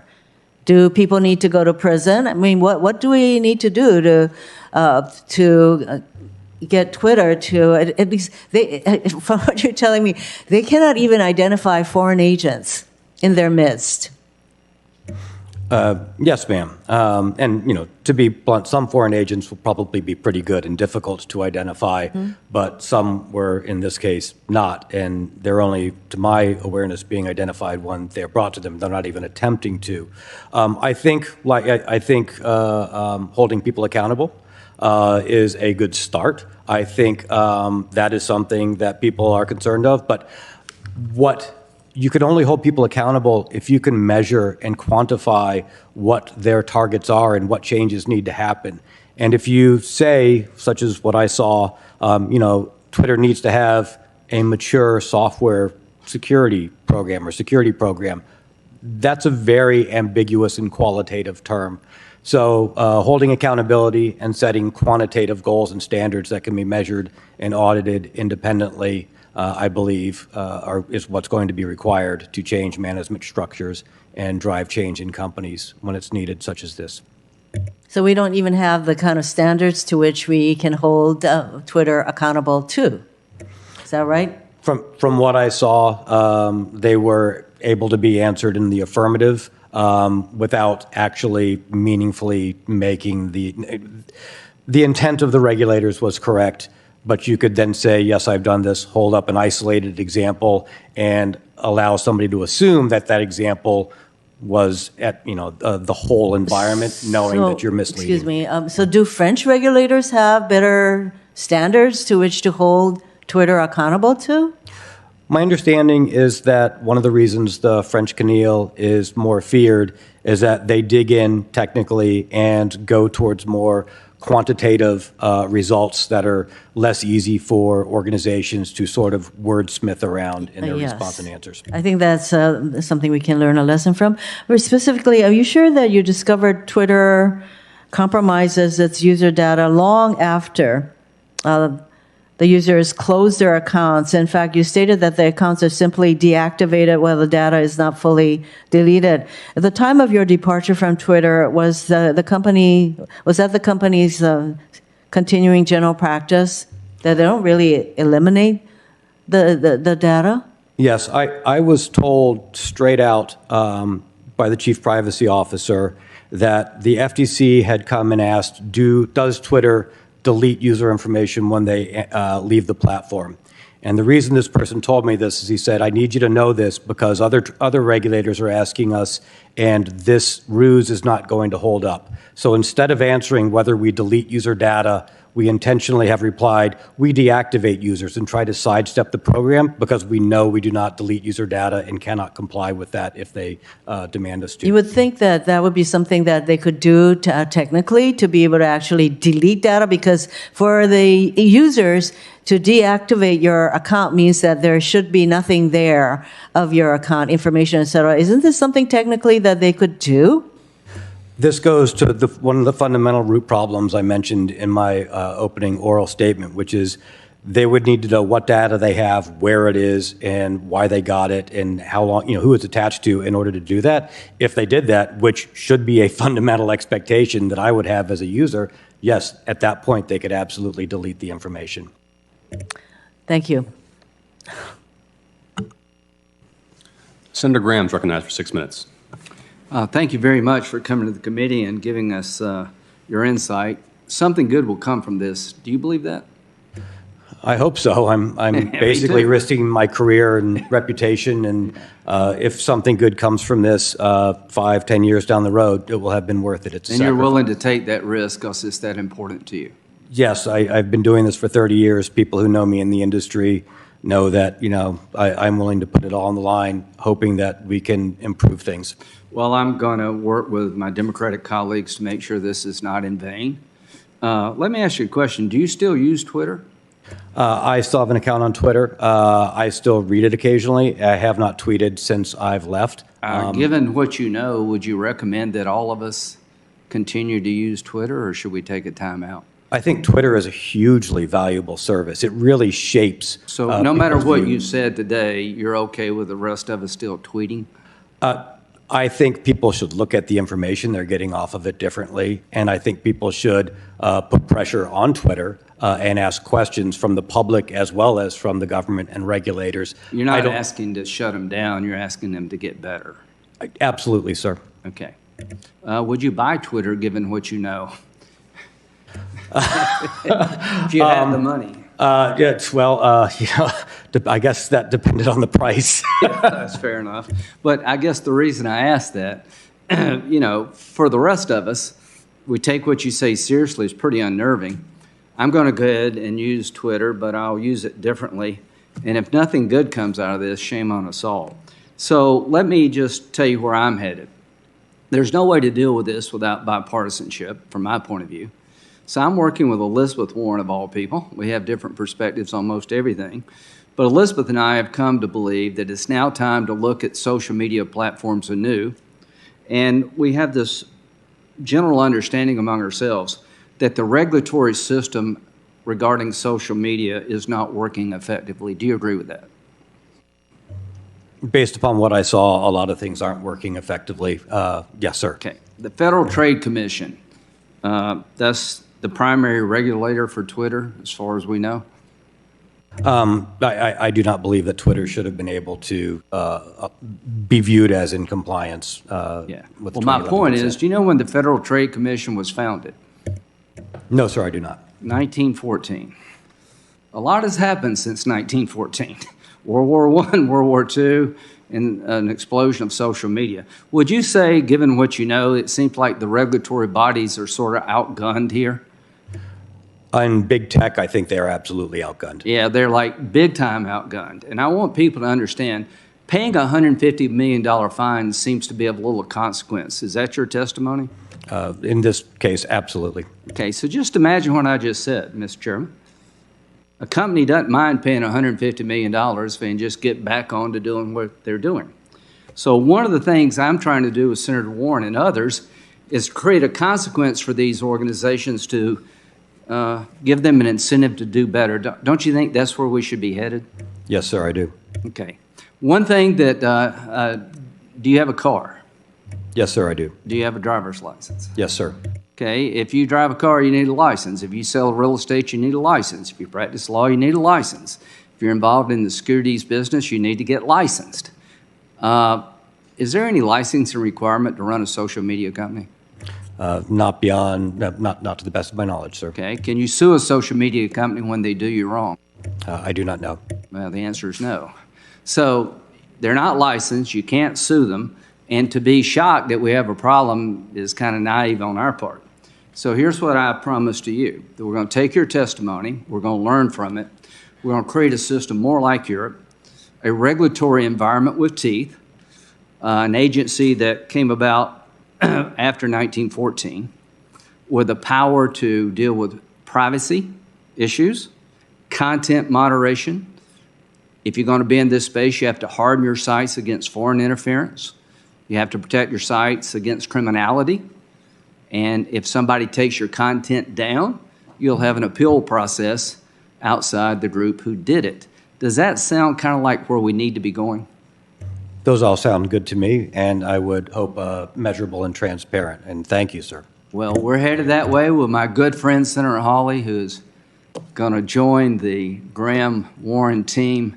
We're going to come up with a regulatory system to make sure that people in this space pay better attention. They have consequences if they don't change their behavior. It's long past due. Would you say that the companies we're talking about are some of the most powerful in the history of the world? I don't know, sir. Well, I'll say that. I will say that these companies make massive amounts of money. They're virtually unregulated. Their regulatory body was founded in 1914. They're completely outgunned. And under our law, you can't sue them when you're wronged. Having said all that, there's much value to these companies. Facebook, Twitter, Google, they add value to life. But there's a dark side, and we're going to address the dark side. So I will just close with this. Your testimony today has legitimized what most of us feel is a process out of control, that the regulatory environment is insufficient to the task. It's time to up our game in this country. I'm not about putting these people out of business. I'm about making them do business in a normal way and take their job more seriously. And if Elizabeth Warren and Lindsey Graham can come together around that concept, I think we're off to the races as a body. Thank you very much. What you did today will not be in vain. Thank you very much, sir. If what I've done can contribute to positive change, it will be worth it. Thank you. Thank you, Senator Graham. Mr. Zacko, thank you for joining us. Mudge, thank you for joining us. I'd like to ask you about what you encountered in terms of the corporate incentives at the top of the company. Something like pushing patches and security updates to employee devices. Cyber hygiene is not easy, but that's a relatively low-cost way to mitigate a lot of risk. And there is significant risk here, reputational risk, financial risk. So why, based upon your experience working within Twitter's corporate leadership, would the company not have elected to take that step to mitigate risk in that relatively low-cost way, or other steps like that? I didn't see any financial incentives at the top levels that would then give prioritization to such efforts. In fact, I saw incentives counter to that, and combined with a culture where the company needs a crisis to operate and is driven by crises, those didn't afford time or focus, from what I saw, to do the basic security hygiene. What are the incentives against something like patching? So it was just, so I'll give you an example. One of the things that I was surprised while I was there, we did a media day from the executives for the street. It was the first one that Twitter had done in a very long time. It set very ambitious goals for growth, for revenue growth, goals that I was concerned that the company would not be able to hit. Not too many months after that, there was an internal value creation award presented to me, offering $10 million if we tripled these growth goals. And I raised concern saying, I don't know how we can do that unless we entirely cut corners everywhere. I do not like this incentive structure. How are we going to be able to devote resources to the basics, such as fixing security patching, getting the systems up to date, building a development and testing environment for all of the different Okay, but how is the growth incentive hostile to something like pushing software updates to employee devices? And given that is a, as I understand it, a fundamental security practice, a basic cyber hygiene practice, why were you unable to implement a change like that sort of baseline hygiene practice where you'd want all employee devices to be updated to the latest version? Yes, I brought that up numerous times. I was repeatedly told that 92% of the systems had security software, and I kept asking, what is the security software reporting? It took me a month plus to get the truth that 30% of the systems were not received, they had turned off software updates. There was a culture of not reporting bad results up, only reporting good results up, because that was the internal incentive structure. You were rewarded based upon relationships and how you performed in an emergency, not for identifying existing errors and doing the groundwork for keeping the lights on, running the business.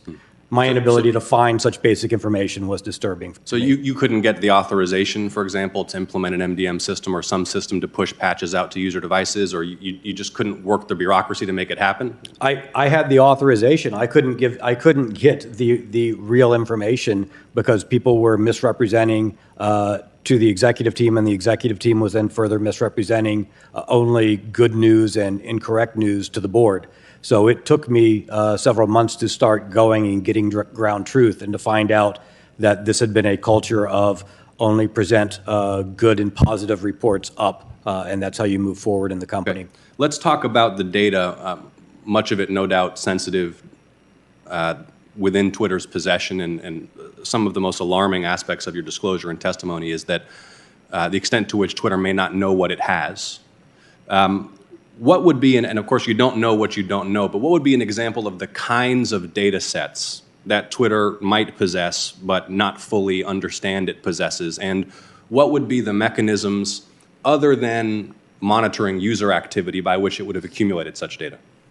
Sure. One example, I was surprised to see that in an internal incident review in 2020, 50 million Twitter employees' information had been exposed. And that number confused me because Twitter doesn't have 50 million employees. Twitter has all of the information of all past employees, contractors, and other users because they haven't deleted that data. They've kept that data in that system, and those systems, when they are expose that information. That was surprising to me.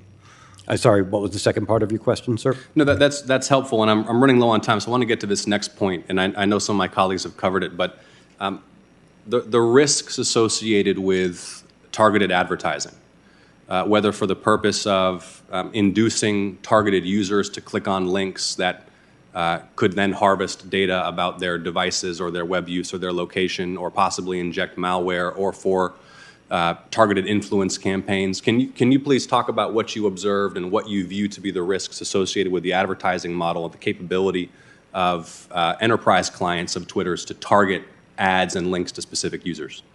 Yes, so that area wasn't specifically my domain. That was under the executive of sales engineering.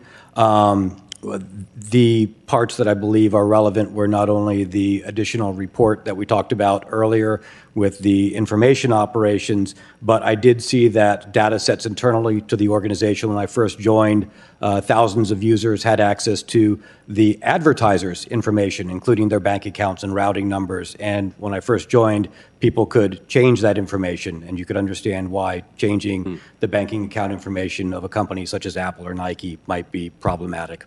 Final question, and then I'll yield to Senator Hawley, and I'm going to follow up with you on this one for the record as well to get as much detail as possible. But what records, documents, or technical information, with as much specificity as you can muster right now, would you suggest that the Congress should seek from Twitter to understand the extent of the alleged lax security practices, but also what data may have been exfiltrated, when and by whom, what the level of national security risk might be? What should we be seeking from this company so that we can assess the level of risk and the threat and make policy accordingly? Yes, sir. I submitted, I believe, 100-plus pages in my disclosure with data, talking about the sources of that data and providing a roadmap for investigators. I will do it a disservice trying to summarize the large numbers of sources and locations of that data, but hopefully my lawful disclosures provide that roadmap, and I'm happy to follow up. Okay, we'll with more review it in detail. full and send you any follow-ups. Thanks for your testimony. Yes, sir. Senator Hawley for 6 minutes. Thank you very much, Mr. Chairman. Mr. Zatko, thank you for being here. Thanks for your testimony. Thank you. I want to make sure I got this straight. You've stated today and in your report that about 4,000 Twitter employees are classified as engineers. Is that right? Yes, sir. At the time, half the employees, I believe there were 7,000 plus full-time employees. Got it. And that means that these 4,000-ish employees would have had access to live user data all over Twitter. They could access individual users' personal information, including their live data. Have I got that right? Yes, sir. If they, so they would have access to the production environment. If they spent the time to meander around and look around, they would find that they could access these large troves of data. Including geolocation data? Did you testify to that earlier today? I know that Twitter has IP locations and that they do use geolocation services based upon IP addresses. Wow, 4,000 employees with access to that data. That's extraordinary. So those employees would be in a position then, if they wanted to get this information and dox Twitter users. Is that fair to say? That is a concern of mine, sir, yes. Wow.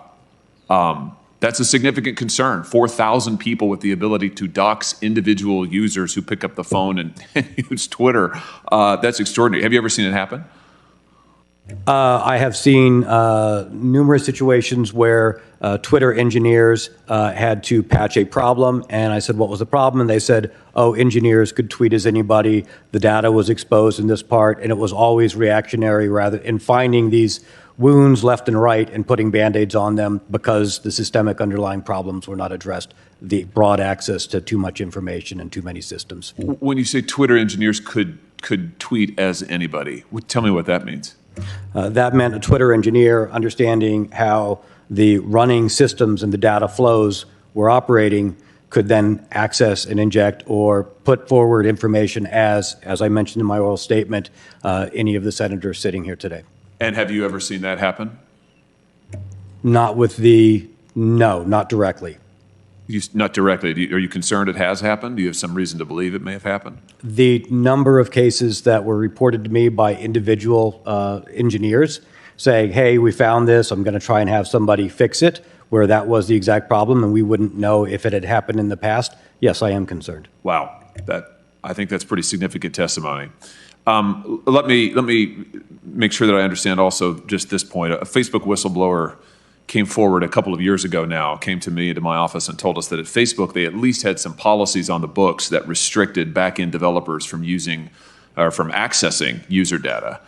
Now, whether or not those policies were ever followed, who really knows? But is it your testimony to me that Twitter had no similar policies in place that would have restricted these 4,000 engineers from accessing user data in this way? Not technical enforcement, technical policies that were enforced. I did see basic policies such as, hey, you're not supposed to access inappropriate systems, but I also saw policies saying that your work laptops should only run in the following setups, and I was aware that I don't believe any of the laptops were in compliance with those policies. None of the laptops? Based upon the policy that I read, I do not believe any of the laptops were in compliance with that security policy. Zero in compliance with their policy. That's extraordinary. Let me ask you about this. That same Facebook whistleblower told us a couple of years ago now that Twitter's content moderation staff routinely collaborated with content moderators at Facebook and Google. Is that true to your knowledge? Do you have any information about that? That would be in a team under counsel, and I wouldn't have firsthand knowledge of that. Are you aware of any Twitter policies that would have prohibited coordination on content moderation between Facebook, Google, and Twitter? Not to the best of my knowledge, I am not aware. Okay, so it's eminently possible, is what you're saying. Yes, sir. Let me ask you about this. Are you aware of any communications regarding content moderation with Twitter staff and the United States government in your time at the company? I'm familiar of the conversations that happen through Department of Homeland Security, the traffic light protocol, where there are messages sent out to organizations about threats that maybe the FBI or other organizations had insight into. So earlier this year, documents that we obtained from a different whistleblower at the Department of Homeland Security expose that the Disinformation Board that the Department of Homeland Security set up, that first on the Disinformation Board's list of companies to meet with was Twitter. And they had an extensive memo, which, by the way, is public information now. We've released it. You can go and look at it. But they had a memo prepared with notes for this meeting with Twitter, talking about cooperation in content moderation and, frankly, in monitoring Americans' speech. And now we know that thousands of Twitter employees have access to that. This was all in these documents. I guess my question to you is, and I know you weren't in those meetings, but why do you suppose that the Disinformation Board had Twitter first on the list of entities to come to talk about coordinating, monitoring American speech? I can't opine on that, but I can say that Twitter is a tremendously influential platform, and we do know that there are information operations being run on Twitter. Do you think it's maybe because Twitter has proved so pliant to government pressure, to censorship and monitor people? I'm thinking of, first of all, the Hunter Biden story. We now know that Twitter killed the Hunter Biden reporting. We know Mark Zuckerberg has said that the FBI pushed Facebook to do so. Facebook throttled it down. Twitter killed it completely, locked up accounts that were trying to report on what we now know was a true story. Or how about in your own report, you claimed that the Twitter CEO proposed caving to the Russian government's demands to censor content on Twitter and spy on its users, and you noted that this occurred even as you were directing employees to prepare for the Russian invasion of Ukraine. That sounds like an executive team that's pretty darn pliant to the demands of governments to weaponize effectively their platform to control information, to spy on its users. What's your view? I wasn't there when the Hunter Biden issue happened, and I don't have any information on that. I wasn't briefed into it or involved in any of the investigations. The CEO was the CTO at the time when he proposed to me that, hey, what do you think about, why don't we just let Russia perform their own moderation? They're a democracy, so why shouldn't we let them do it? I didn't know what to think at the time. But then, sir, I was a little flabbergasted. Well, I think I know what to think. Which is that Twitter has been all too eager to take private information from its users without telling them, to sell it and monetize it without their permission, to expose them to the worst kind of security threats, to censor them, to spy on them. I mean, you have painted a picture of a company that is not only out of control, but is truly in many ways a malign actor. And I thank you for being willing to be here and testify. Thank you, Mr. Chairman. Thank you, Senator Hawley. Thank you for appearing before the committee today. The hearing record will remain open for 1 week for submission of materials for the record. And with that, this hearing is adjourned.